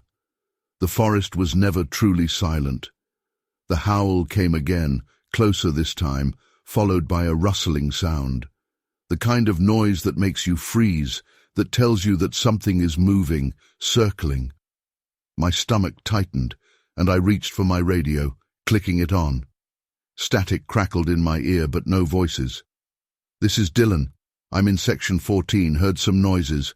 Might be an animal, might need some backup. Over." I waited. Nothing but static. I frowned, tapping the radio, trying again. "This is Dylan. Can anyone hear me?" Still nothing. The silence in my ear was more unsettling than anything else. My eyes kept scanning the darkness, the shadows moving as my flashlight swept across the snow. I heard movement again, just off to my right, branches cracking, the sound of something pushing through the underbrush. My breath caught in my throat, my heart speeding up. I turned the flashlight towards the sound, the beam cutting through the dark, bouncing off tree trunks. For a second, I saw something. Something tall, dark, and moving fast. A shape slipping between the trees, almost blending with the shadows. My pulse pounded, and I could feel a chill running down my spine that had nothing to do with the cold. My gut told me that whatever it wasn't an animal, at least not one I was familiar with. I started backing away slowly, the beam of the flashlight shaking slightly in my hand. My breath was quickening, each exhale coming out as a fog in front of me. The snow under my boots crunched loudly, each step echoing in the quiet. Then I heard a growl, low, guttural, the kind that vibrates in your chest. It came from somewhere behind me, and I spun around, the flashlight beam jerking with the movement. Nothing, just trees and the empty forest. But I could feel it now, the sense of being watched, the eyes on me, tracking my movements. I kept walking, moving faster now, my heart pounding, my senses on high alert. Every noise, every crack of a branch, every rustle of a leaf made me jump. I couldn't see anything, but I could feel it. Something was following me, keeping its distance, but closing in little by little. I turned the radio on again, my voice coming out in a shaky whisper. "Dylan here. If anyone can hear me, I need assistance in Section 14. Possible threat. Over. Silence again, just static, and I cursed under my breath, shoving the radio back on my shoulder. The growl came again, closer this time, and my heart jumped into my throat. I started running, my boots slipping on the icy ground, the flashlight beam swinging wildly. I could hear it now, the sound of something moving through the snow behind me, footsteps, heavy, deliberate, not far off. My lungs burned with the cold air, my breath coming in short gasps, the sound of my own heartbeat deafening in my ears. I kept running, pushing myself forward, my eyes fixed on the path ahead. I could see the edge of the woods now, the faint glow of the lights from the station just beyond the tree line. But the footsteps were getting closer, the sound of them pounding in the snow, echoing in the cold night. I turned, just for a second, the flashlight catching a glimpse of something, tall, moving on two legs, the eyes reflecting the light glowing faintly. Panic shot through me, and I sprinted towards the lights, my muscles screaming, my body moving on pure adrenaline. The ground was uneven, snow-covered, and I stumbled, almost falling, but I caught myself, my hand scraping against a rock, the pain barely registering. The lights of the station were closer now, and I focused on them, blocking everything else out. The growl came again, loud, angry, and I could hear the footsteps right behind me, feel the ground shaking with each one. I burst through the tree line, into the clearing where the station was. The bright lights flooded the area, and I ran towards the door, my hand reaching for the handle, yanking it open. I threw myself inside, slamming the door shut behind me, locking it, my breath coming in ragged gasps, my body trembling. I backed away from the door, my eyes wide, staring at the window, the flashlight still clutched in my hand. The room was small, just a desk, a chair, and the radio set up. I moved to the window, my heart pounding, my eyes scanning the tree line. And there it was, just at the edge of the light, a figure, tall, hunched, its eyes still glowing faintly. It stood there, just watching, its breath visible in the cold air. My stomach twisted, my skin prickling with fear. I couldn't see its face, just the outline, but I knew it wasn't human. Not the way it moved, not the way it watched. I reached for the radio, my hands shaking as I turned the dial, trying again. Dylan here. I need backup at the station. There's something out there. Please respond. The static crackled, and then a voice, clear, finally. Dylan, this is base. We're sending a team. Hang tight. I let out a breath, my body sagging with relief, my eyes still on the figure at the edge of the clearing. It hadn't moved, just stood there, watching me. I could feel its gaze, the intensity of it, like it was trying to decide what to do next. Minutes passed, and I heard the sound of engines, the bright lights of the other ranger vehicles cutting through the darkness as they approached. The figure turned, slowly, then slipped back into the woods, disappearing between the trees without a sound. The door burst open, and two rangers came in, their faces tense, their eyes wide. Dylan, you okay? One of them asked, his hand on my shoulder. I nodded, my throat tight, my body still trembling. Yeah, I managed to say, my voice shaky, but there's something out there. They exchanged a look, then moved to the window, their eyes scanning the tree line. The lights from their vehicles lit up the edge of the woods, but there was nothing there now, just darkness and snow, the forest silent once again. We'll check it out, one of them said, his voice calm, but I could see the uncertainty in his eyes. I stayed inside as they went out, their flashlights cutting through the darkness, their radios crackling with static. I watched them disappear into the woods, my heart still pounding, my mind replaying the sight of that figure, the way it had moved, the way it had watched me. They came back after a while, shaking their heads. No tracks, no signs of anything out of place. Just the empty forest, quiet and still. But I knew what I saw. I knew what I felt. Something was out there, something that wasn't supposed to be. And even though the other rangers tried to reassure me, to tell me it was probably just my imagination, I knew better. I haven't been back to that section of the woods since. I avoid the night patrols now, stick to the well-lit paths, the places where I can see what's around me. Because I know, deep down, that whatever was out there is still there, watching, waiting, and I'm not ready to face it again. The first distortion appeared at 5:47 p.m., just a slight ripple in the video feed. I adjusted the drone's camera settings, checked the signal strength. Everything looked normal. That should have been my first warning. My name is Mikko Virtanen. I'm a drone operator from Helsinki, specializing in aerial surveying. I was mapping terrain in the Adirondack Mountains last October. Simple job. Topographical data collection for a new hiking trail. I'd done hundreds of similar surveys. The evening was clear. Temperature 52 degrees Celsius. Wind 5 mph from the northwest. Perfect conditions for drone flight. My equipment was top of line.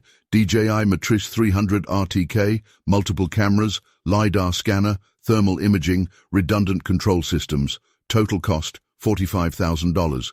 The survey started at 5:30 p.m. Standard grid pattern at 400 feet altitude. The drone performed perfectly. The data looked clean. I had about an hour of daylight left. Enough time to finish the northeastern quadrant.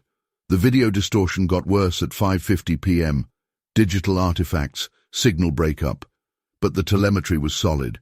GPS lock held steady. No interference on the control frequencies. I ran a diagnostic check. All systems reported normal. Movement caught my eye at 5:55 p.m.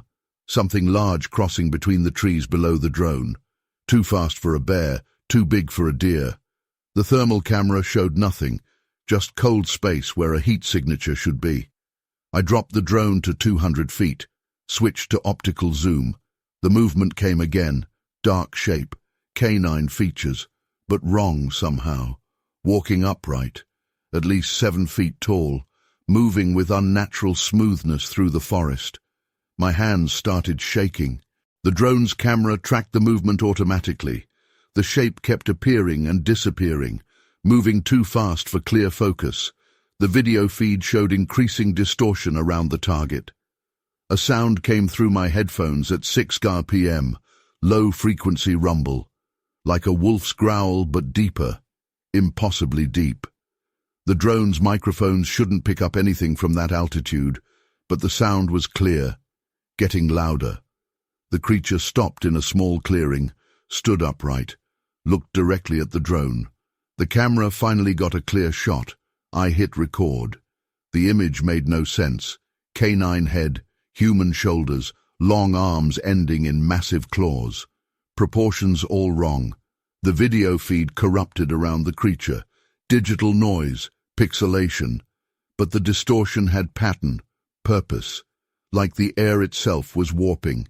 The thermal camera still showed nothing, just a cold void in the shape of something that shouldn't exist. A second sound started at 6:05 p.m.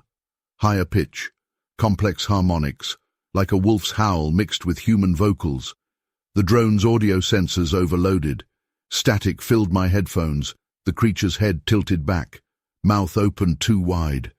The howl hit like a physical force. All my equipment died for 3 seconds. Screens went black.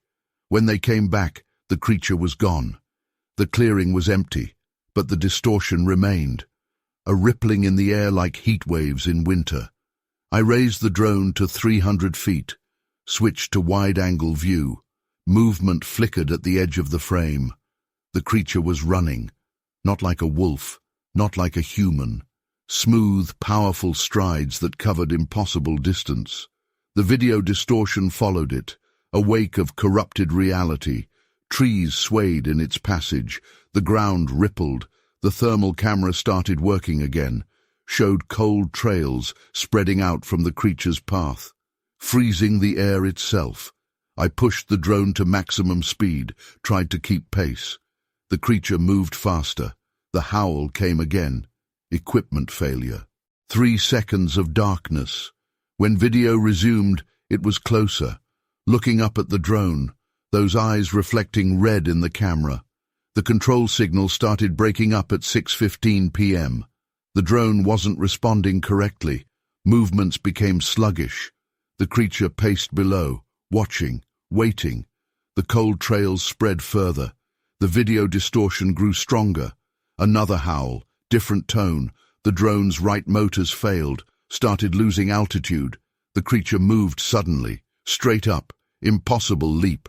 The camera caught it clearly for one frame, massive jaws, gleaming teeth, eyes that showed intelligence, hunger, impact at 6:17 p.m. The drone hit trees, crashed hard, video feed died, control signal went dark. GPS showed the location, half a mile into dense forest. The sun was setting. I called the park rangers, reported a drone malfunction, asked for retrieval help. They found it the next morning.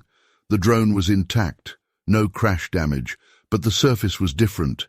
Deep scratches in the carbon fiber frame, 4 parallel marks, like massive claws had caught it in mid-air. The metal was cold, impossibly cold. Frost formed despite the warm day. The cameras were destroyed, not broken, not damaged. The lenses were changed. The glass had become cloudy, organic somehow, like something had altered its basic structure. But the memory card survived, contained 10 seconds of footage before impact. I watched the recording in the ranger station, multiple angles, multiple spectrums, all showing the same thing, a creature that shouldn't exist, moving in ways that broke physics, distorting reality around it. The rangers watched too. Their faces went pale. The thermal footage was worst, showed cold spreading like a disease, freezing trails that formed patterns, geometric shapes, perfect fractals growing in the forest. The rangers took copies, made calls. Men in suits arrived within hours. They questioned me for 2 days, wanted every detail, how it moved, how it sounded, how it affected the equipment. They showed me other photos, other videos, all distorted, all showing similar shapes, similar patterns of reality breaking down. The official report blamed equipment failure, atmospheric conditions, light refraction through weather phenomena, but they kept the memory cards, kept the drone too, said it needed special decontamination. I never saw it again.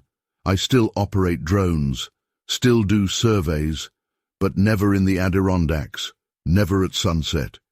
And I watch my video feeds carefully. If the distortion starts, that ripple in reality, I bring the drone down immediately. Some things shouldn't be seen from above. Last week another operator called me, working the same area, said his drone was picking up strange movements, large shapes moving too fast to track.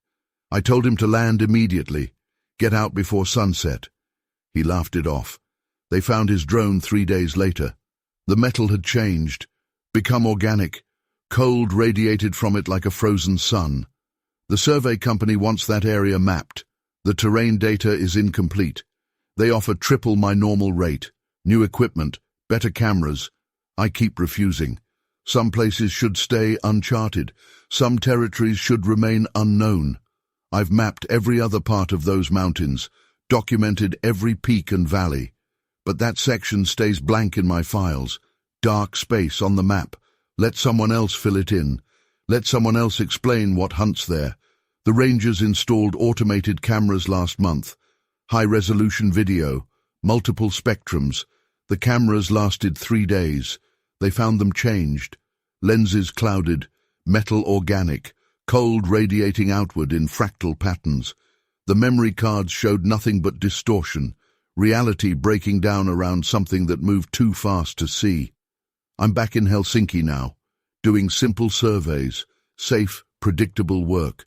But sometimes I review my old files, look at that last frame of video, study the creature caught in mid-leap, those eyes that showed intelligence, that hunger, that purpose. The thing is still there, still hunting in those mountains. The rangers get reports. Hikers see shapes moving too fast to track, hear howls that sound almost human, feel reality ripple around them like heat waves in winter. The official response never changes. Equipment malfunction, atmospheric conditions, natural phenomena. But I know what I saw, know what my cameras recorded.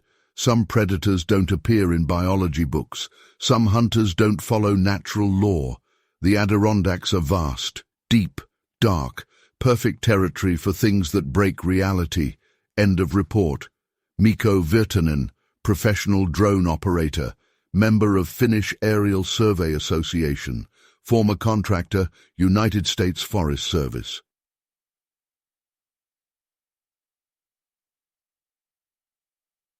The navigation equipment failed at 5:15 a.m. on October 3rd. Dense fog had rolled in overnight, cutting visibility to 20 feet. I was checking my lobster traps off the coast of Maine, like I'd done for 40 years. But what emerged from that fog wasn't natural.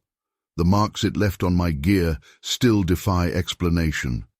My name is Jack Hawkins, commercial fisherman out of Portland, Maine, fourth-generation Lobsterman. I know these waters better than my own backyard. Know every rock, every current, every depth change. That morning, everything I knew about the ocean stopped making sense. I left the dock at 4:30 a.m. in my 36-foot lobster boat. Temperature was 48 degrees. Wind at 5 knots from the northeast. Heavy fog bank moving in from the Atlantic. Standard conditions for early October. My equipment was working perfectly. GPS, depth finder, radar, radio. All calibrated and tested the day before. The first trap line was 2 miles offshore. Standard setup, 20 traps connected by rope, spread across known lobster grounds. I'd been pulling this spot for 30 years, knew every inch of the bottom. The depth finder showed the familiar contours. Everything looked normal. The fog thickened as I approached the first buoy. Visibility dropped to 15 feet. The air got heavy, damp, the kind of fog that soaks through your clothes. But something was different. The water looked wrong, too still, like glass, even with the tide running. My instruments started acting up at 5:15 a.m. The GPS coordinates jumped randomly. The depth finder showed impossible readings, depths that changed by hundreds of feet in seconds. The radar display filled with static. The radio picked up only a high-pitched whine. A sound cut through the fog, sharp, pulsing, like metal under stress, but with a pattern to it. Regular intervals, almost mechanical. I killed the engine to listen. The sound grew louder, clearer, a rhythmic, piercing tone that made my teeth hurt. The temperature dropped suddenly, from 48 degrees to near freezing in minutes. Ice formed on my deck rails. Frost covered my windows. The fog took on a strange quality, too dense, too uniform. It moved against the wind, swirling in patterns that didn't match natural airflow. I saw the shape at 5:30 a.m., just a shadow at first, moving through the fog. Tall, impossibly tall. The proportions were wrong, too thin, too fluid in its movements. It stood upright on my port side, rising straight out of the water, had to be 15 feet high. The smell hit me next, sharp, chemical, like ozone and rotting fish, but not quite either. It burned my nose, made my eyes water. The air felt thick in my lungs, heavy with something that wasn't just moisture. My depth finder went crazy, showed the bottom rising and falling hundreds of feet. The water around my boat stayed perfectly still, like glass. No waves, no wind ripples, just that impossible stillness that denied the ocean's natural movement. The shape moved closer. The fog parted around it. I saw it clearly then. My hands shook on the wheel. My heart pounded against my ribs. 40 years on the water hadn't prepared me for this. It looked almost human. Almost. But everything about it was wrong. The proportions, the movements, the way its joints worked. The skin was pale grey, slick like a seal's but wrong somehow. The face, I still can't describe it right. Features that shifted and changed every time I tried to focus on them. More shapes appeared in the fog, moving with that same fluid grace. Rising straight up from the water, all different heights, all wrong in the same ways. They formed a circle around my boat, watching, studying, moving without disturbing the glass-smooth water. The pulsing sound got louder, changed frequency. The shapes responded to it, moving in patterns that matched the rhythm. They were communicating, coordinating. The sound made my head spin, made my vision blur at the edges. I tried the radio again, got only that high-pitched whine. But under it, I heard something else. Those same pulsing tones, coming through every channel. The shapes were in my equipment somehow, in my instruments, in my electronics. One of them reached for my boat. An arm too long, too thin, with too many joints.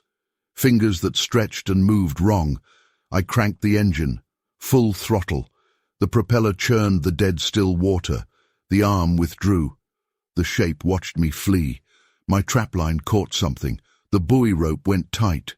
The engine strained. I had to stop. Couldn't cut loose. Those traps cost too much to abandon. Had to pull them up.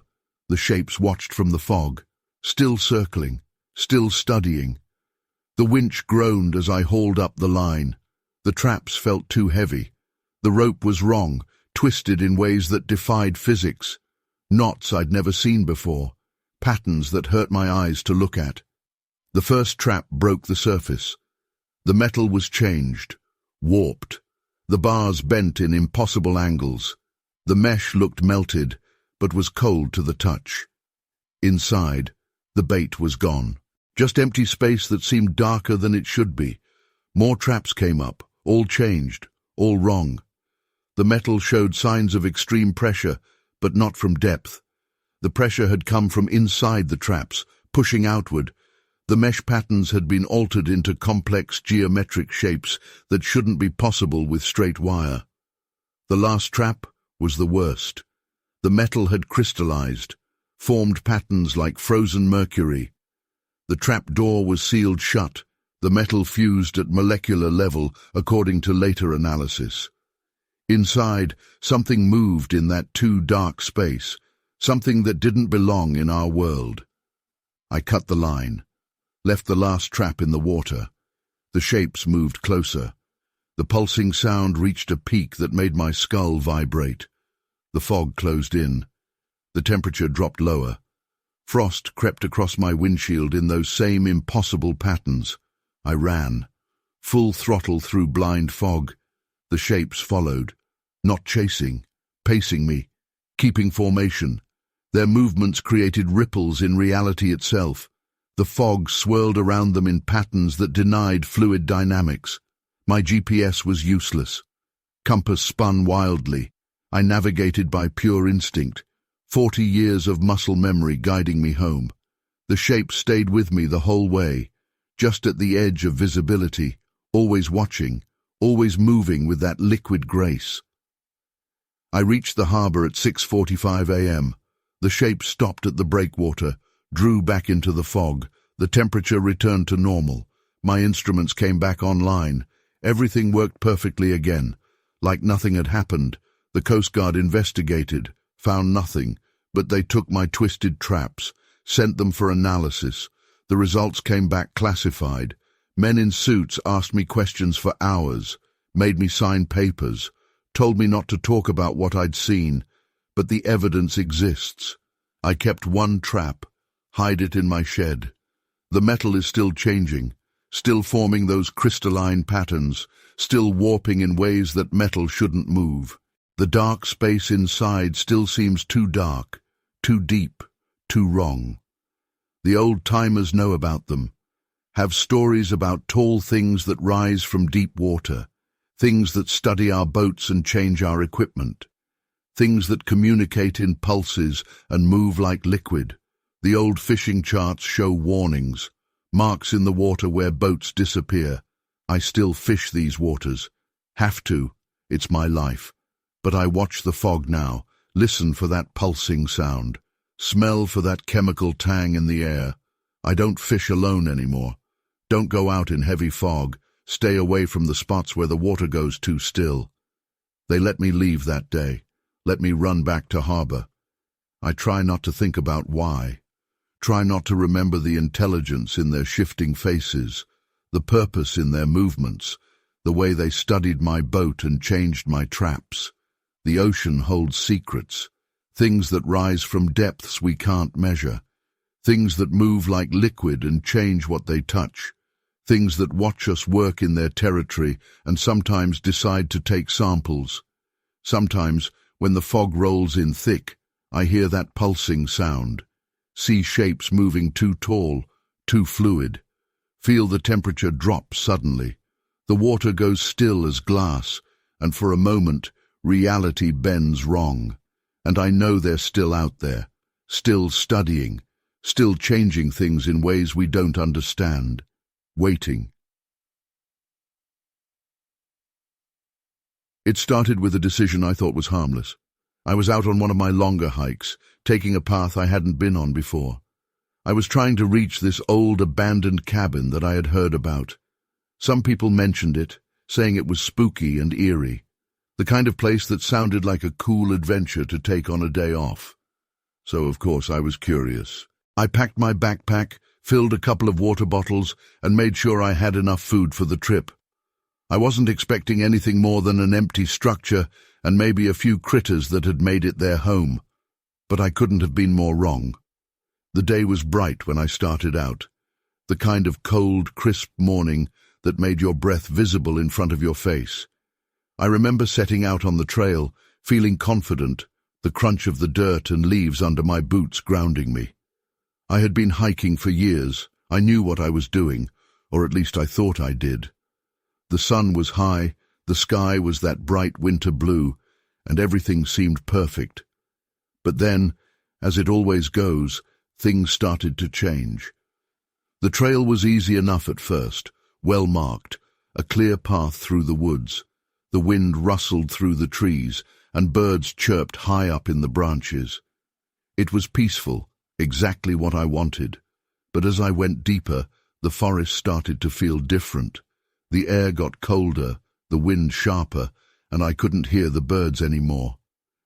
I was walking through a part of the forest that seemed untouched, like no one had been there in years. The path, once clear, became narrow and overgrown, branches reaching out, snagging on my clothes. Still, I pressed on. It was almost noon when I found it. The cabin, tucked between thick clusters of pines, the roof sagging, and the walls weathered from time. The windows were broken, their jagged edges dark against the pale wood. I stood there for a minute, just looking at it. There was something about it that felt off. I couldn't quite put my finger on it, but I felt it. A sense of wrongness, maybe. But I wasn't about to let that stop me. I had come all this way. I wasn't going to turn back now. I approached slowly, my boots crunching on the frost-covered ground. The cabin door hung half open, the wood splintered near the handle. It looked like someone had kicked it in, or maybe it had just fallen apart over the years. I pushed it open further and stepped inside.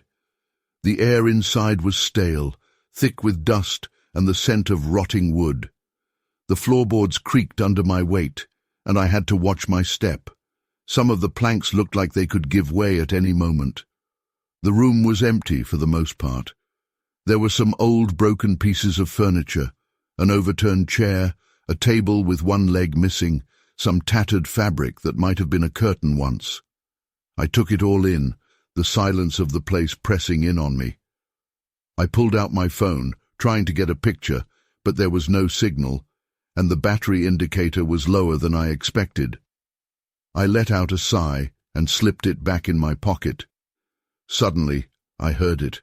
A noise from the back of the cabin, a rustling like something moving. My body went tense, every muscle locking up. I turned, my eyes searching the shadows at the far end of the room. The back door was partially open, swaying just slightly on its hinges. I told myself it was probably just the wind, or maybe an animal, a raccoon or something, but I couldn't shake the feeling that I wasn't alone. I took a step forward, my boots squeaking on the floor. The rustling stopped, and the door slowly swung open wider. My pulse quickened, and I felt my mouth go dry. I wasn't sure if I should stay or go, but something in me pushed me forward. I had to see what was back there. I moved slowly, my eyes fixed on the door, my breath shallow. I reached the door, nudging it open with my foot, and it creaked loudly in the silence. The back room was dark, the only light coming from a broken window high up on the wall.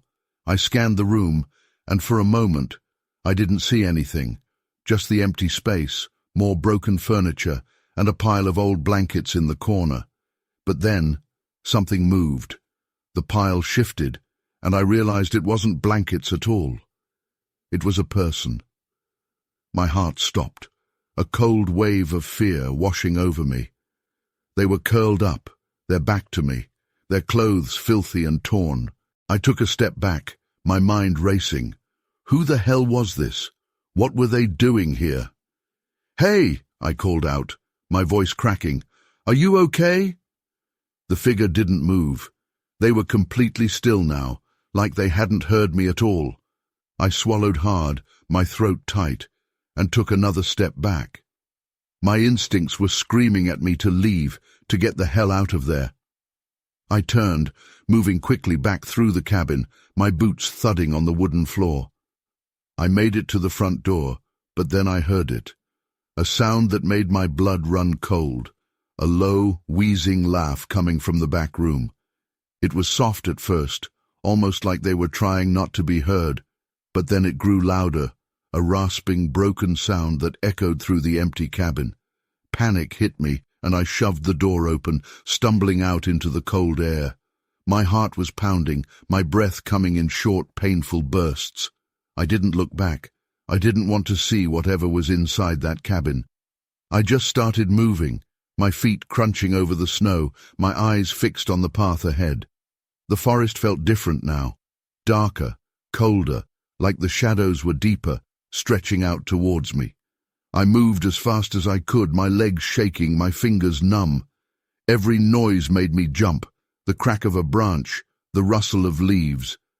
I kept glancing over my shoulder, expecting to see that figure following me, that awful laugh still ringing in my ears. I must have walked for half an hour before I finally stopped, my chest heaving, my body aching. I looked around, trying to get my bearings, but nothing looked familiar. The trees all seemed the same, and I realized with a jolt of fear that I was lost. I reached for my phone, my fingers trembling as I pulled it out, but the screen stayed black. The battery was dead. I took a deep breath, trying to calm myself. I needed to think, to figure out which way to go. The sun was lower now, dipping below the treetops, and the light was fading fast. I picked a direction, hoping it was the right one, and started walking. The cold was getting worse, seeping through my clothes into my bones. My fingers felt stiff, almost useless, and my feet ached with every step. The forest was silent now, the kind of silence that makes your ears ring. I kept moving, my eyes scanning the trees, looking for anything familiar, any sign that I was on the right track. But there was nothing, just endless rows of trees, stretching out in every direction. Then I heard it again, the laugh. Faint, but unmistakable, coming from somewhere behind me. My stomach dropped, and I felt my pulse spike, fear flooding my body. I turned, my eyes wide, but there was nothing there, just shadows and the fading light. I started to run. My pack bounced against my back, my breath coming in ragged gasps. I didn't know where I was going. I just knew I had to get away from that sound, away from whatever was following me. The branches clawed at my clothes, my feet slipping on the icy ground. I stumbled, almost falling, but I caught myself, pushing forward, my heart pounding. The laugh came again, louder now, closer. I couldn't tell where it was coming from. every direction it seemed. The shadows moved around me, and I felt like the forest was closing in, like the trees were leaning towards me, trying to trap me. I broke through a thick patch of underbrush, my legs burning, my chest aching. I could see something ahead, a clearing maybe, a place where the trees seemed to thin out. I pushed towards it, my body running on pure adrenaline, the fear driving me forward. I burst into the clearing, and for a moment I felt a surge of relief. The open space, the sky above me, it made everything feel a little less claustrophobic. But then I saw it. Across the clearing, at the edge of the trees, a figure, tall, dark, just standing there, watching me. My breath caught, and I felt a chill that had nothing to do with the cold. The figure didn't move, didn't make a sound, just stood there, its head tilted slightly, like it was curious. I backed away, my eyes locked on it, my body trembling.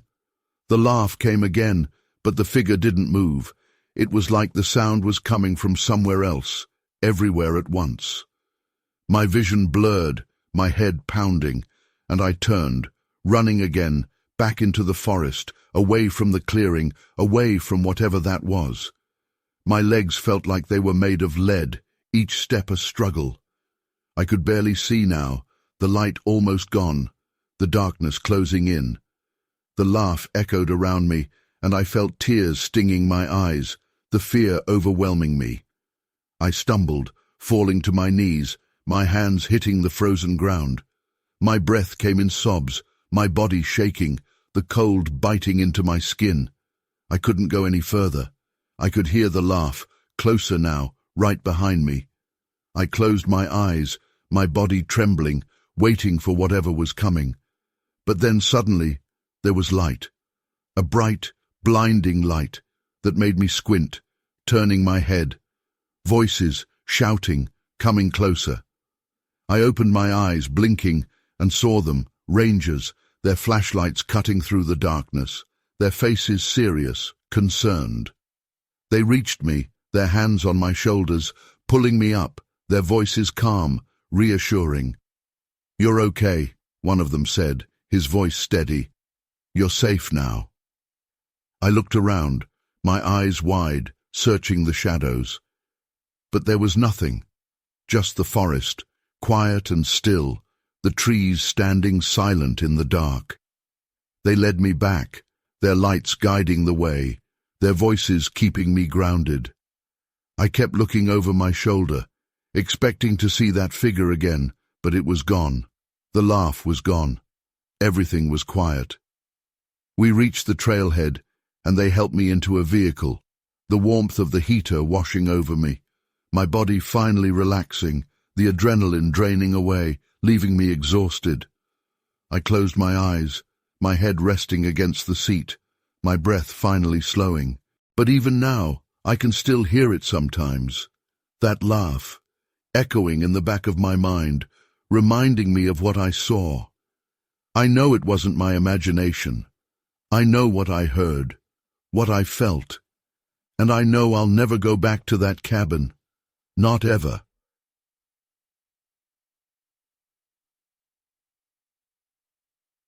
The atmospheric readings made no sense. Temperature dropping too fast, pressure changing in impossible patterns. The snowstorm wasn't natural. I should have known that when my first sensor exploded. My name is Lucia Martinez. I'm a meteorologist from Buenos Aires, working for the National Weather Service. I was installing new monitoring equipment in Washington's Mount Baker Snoqualmie National Forest last winter. February 15th. A routine mission turned into something else. The morning started clear. Temperature 28 degrees.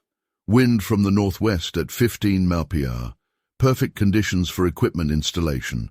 My gear was standard. 3 automated weather stations, portable atmospheric sensors, data loggers, satellite uplink. Total value, $380,000. I reached the first installation site at 8:30 a.m., high ridge overlooking the valley. Good exposure for wind readings. Clear view for satellite communication. I had the first station assembled in 90 minutes. Standard procedure. Everything worked perfectly. The storm appeared at 10:15 a.m. No warning, no satellite indication, just a wall of clouds moving against the wind. My sensors started registering impossible readings. Temperature dropped 40 degrees in 5 minutes. Barometric pressure fluctuated wildly. The snow hit at 10:20 a.m. Not normal snow, too heavy, too dense. The flakes were wrong, perfect geometric shapes. Identical patterns repeated thousands of times. My sample collector filled instantly. The weight sensor overloaded and shorted out. Wind speed jumped to 70 millimeters, but the wind direction kept changing. Every sensor showed different readings. The patterns made no sense, like multiple storm systems occupying the same space. Breaking the laws of physics. The first sensor exploded at 10:25 a.m. Internal pressure buildup. The casing just disintegrated. Then the second one went, then the third. Each explosion perfectly timed. 3-second intervals. The pattern was deliberate, controlled. I saw the first footprint at 10:30 a.m. Massive impression in the fresh snow, 5 feet long, 3 feet wide. The snow around it was different, crystallized in complex patterns, perfect fractals spreading outward. The temperature there read 120 degrees. Movement caught my eye. Something massive in the whiteout, dark shape against the snow, at least 12 feet tall, moving smoothly through the storm. Each step left those massive prints. Each print changed the snow around it, restructured reality at a molecular level. My hands shook as I activated the emergency beacon. The signal died instantly. All electronics failed. The storm intensified. The snow wasn't falling anymore, it was flowing, moving with purpose, creating patterns that hurt my eyes. The thing got closer. I could see it clearly now, massive body, but the proportions were wrong. Too many angles, too many joints. It moved like oil flowing uphill. Impossible, unnatural. My brain refused to process what my eyes saw. A sound started at 10:35 a.m., deep vibration. Below hearing range, I felt it in my bones, in my teeth. Blood started running from my nose, from my ears. The pressure was immense, like being deep underwater. The thing stopped moving, stood still in the storm. The snow flowed around it, created geometric patterns in the air, perfect mathematical forms that shouldn't exist in nature. The temperature kept dropping. My thermometer read 150 degrees Celsius before it shattered. I tried to run. My legs wouldn't move right. The cold was absolute, beyond cold. Like reality itself was freezing. My breath crystallized instantly, formed complex patterns that hung in the air. The thing watched me. I felt its attention like physical pressure.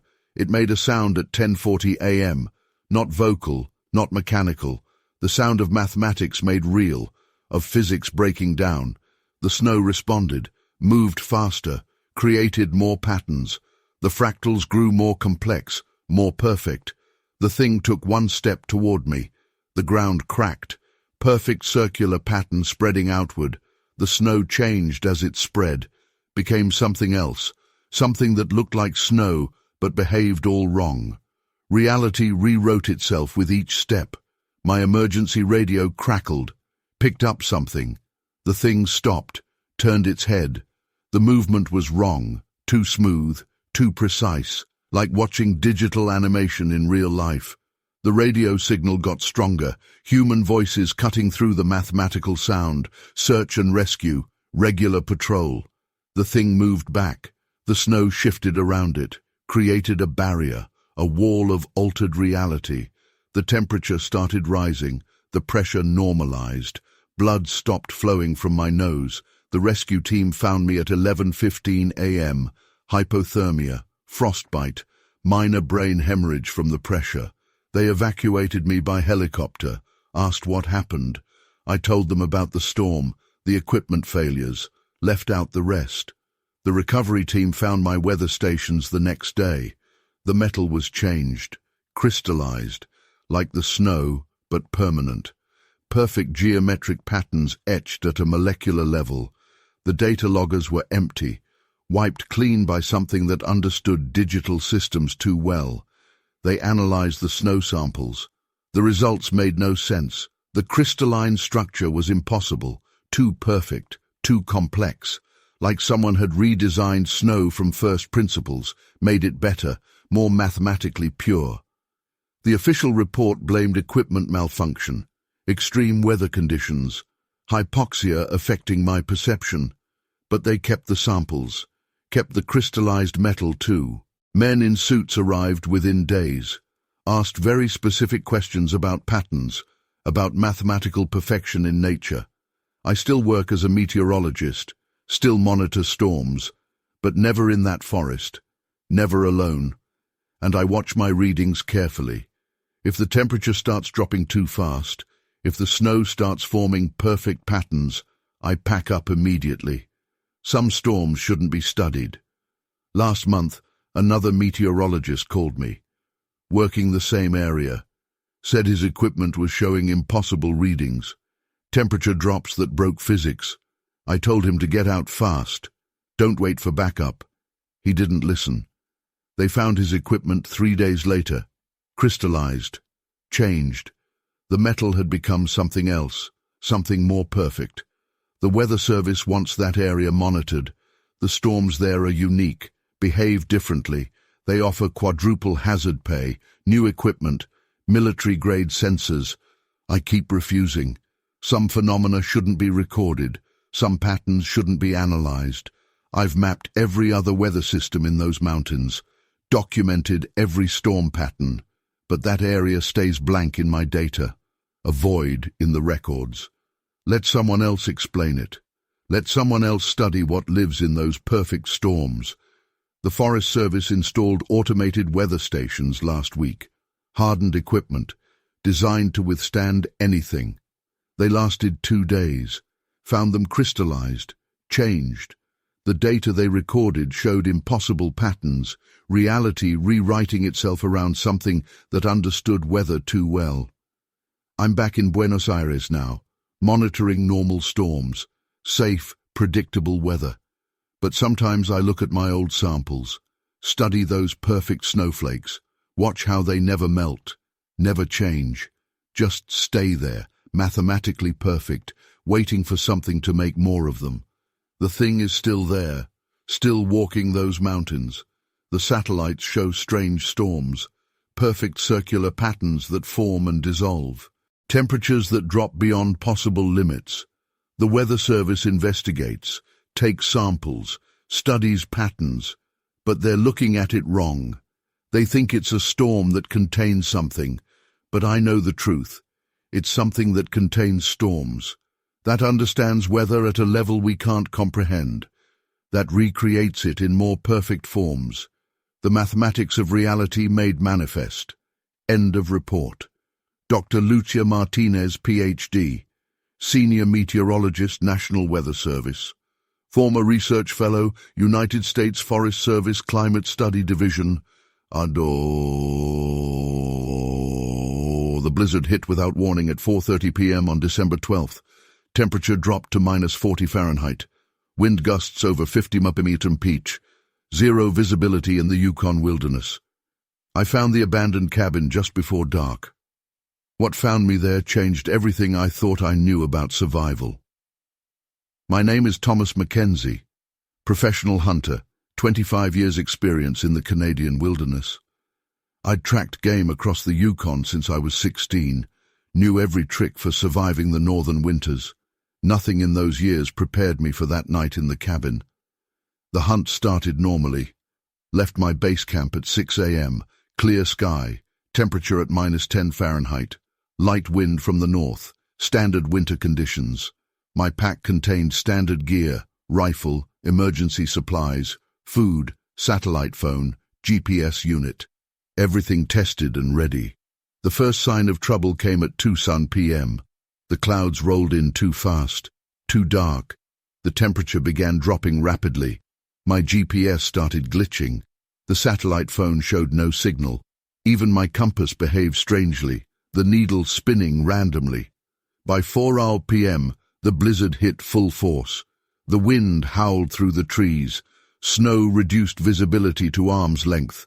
The temperature fell below -40. Ice formed on my beard. My boots crunched in snow that was suddenly too deep, too heavy. I found the cabin at 4:45 p.m., almost walked into it in the whiteout conditions. Old logging shelter, probably 50 years abandoned, single room, wood stove, basic furniture. The door wasn't locked, the windows were intact. Better shelter than I could hope for in these conditions. The first strange thing I noticed, no dust. An abandoned cabin should have decades of dust. This one looked clean, used. But there were no fresh tracks in the snow, no signs of recent human presence, just that unnatural cleanliness. I did a standard shelter check. Walls solid, roof intact, wood stove in working condition, found dry firewood stacked neatly inside. Too neatly. The pieces were arranged in perfect geometric patterns, each log exactly the same length, cut too precisely for hand tools. The temperature inside was wrong. Should have been as cold as outside, but it felt slightly warm, not from insulation. The walls were thin. Something else was generating heat, something I couldn't see. I started a fire anyway. Basic survival protocol. The wood burned wrong. The flames were too blue, too steady. No crackling, no normal fire sounds, just a constant low hum that made my teeth vibrate. The blizzard got worse at sunset. The wind changed sound. Not natural wind howling, something deeper, rhythmic, like massive breathing. The snow hit the windows in patterns, regular patterns, almost like signals. I heard the first footsteps at 6 p.m. Heavy impacts in the deep snow, systematic movement around the cabin, perfect rhythm, too perfect for any natural walking pattern. The steps paused at each window, then the roof, then back to the ground. The temperature dropped again. Ice formed on the inside of the windows. The fire burned colder.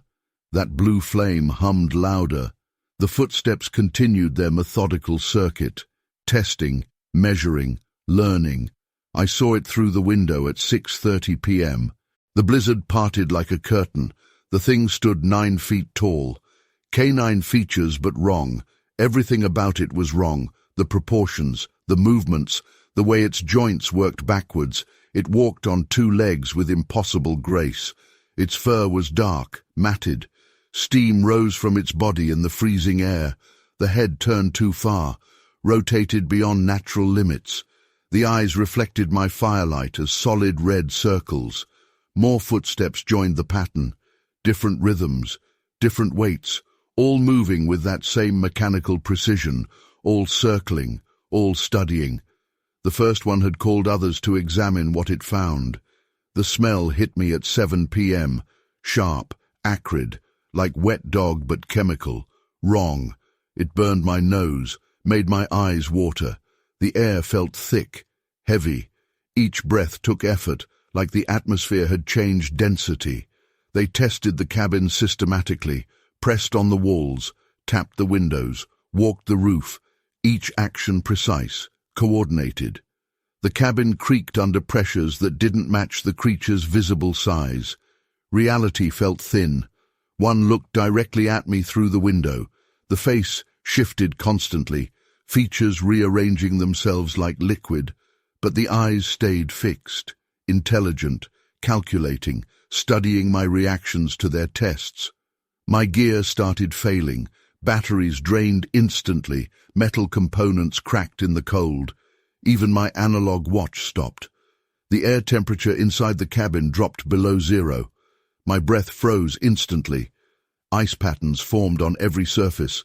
They changed tactics at 8 p.m., started making sounds, not howls, not growls, complex vocalizations that hurt my ears, harmonics that made my vision blur, frequencies that vibrated my bones. They were communicating, coordinating. The cabin's structure began to warp. The walls bent inward at impossible angles. The windows distorted like melting ice. The wood itself seemed to flow and reshape. Nothing broke, nothing cracked. Reality just stopped working normally. One of them reached through the window, Not by breaking the glass, by passing through it. An arm too long, too thin, claws that moved like fingers. Steam rose from its fur. That chemical smell got stronger. The air froze solid around its limb. I backed into the corner, my muscles locked up. Pure animal terror took over. The arm retracted. The thing stood watching. Steam curled from its body. Its head rotated fully around. The others matched its pose perfectly. All watching, all steaming, all wrong. The tests continued all night. Systematic manipulations of the cabin's structure. Complex harmonics that made reality bend. Temperatures that shouldn't be possible. The fire kept burning that cold blue flame. Kept humming that bone-shaking frequency. They let me see them clearly at midnight. The blizzard stopped. The moon lit the snow. 6 of them stood in perfect formation, 9 feet tall, built wrong, moving wrong, steam rising from dark fur, eyes glowing solid red, heads rotating independently of their bodies. They weren't natural animals, weren't costume or tricks. These things moved with intelligence, purpose. They studied the cabin, studied me, changed reality around themselves to see how things worked. The blizzard returned at dawn. The creatures stepped back into it, disappeared.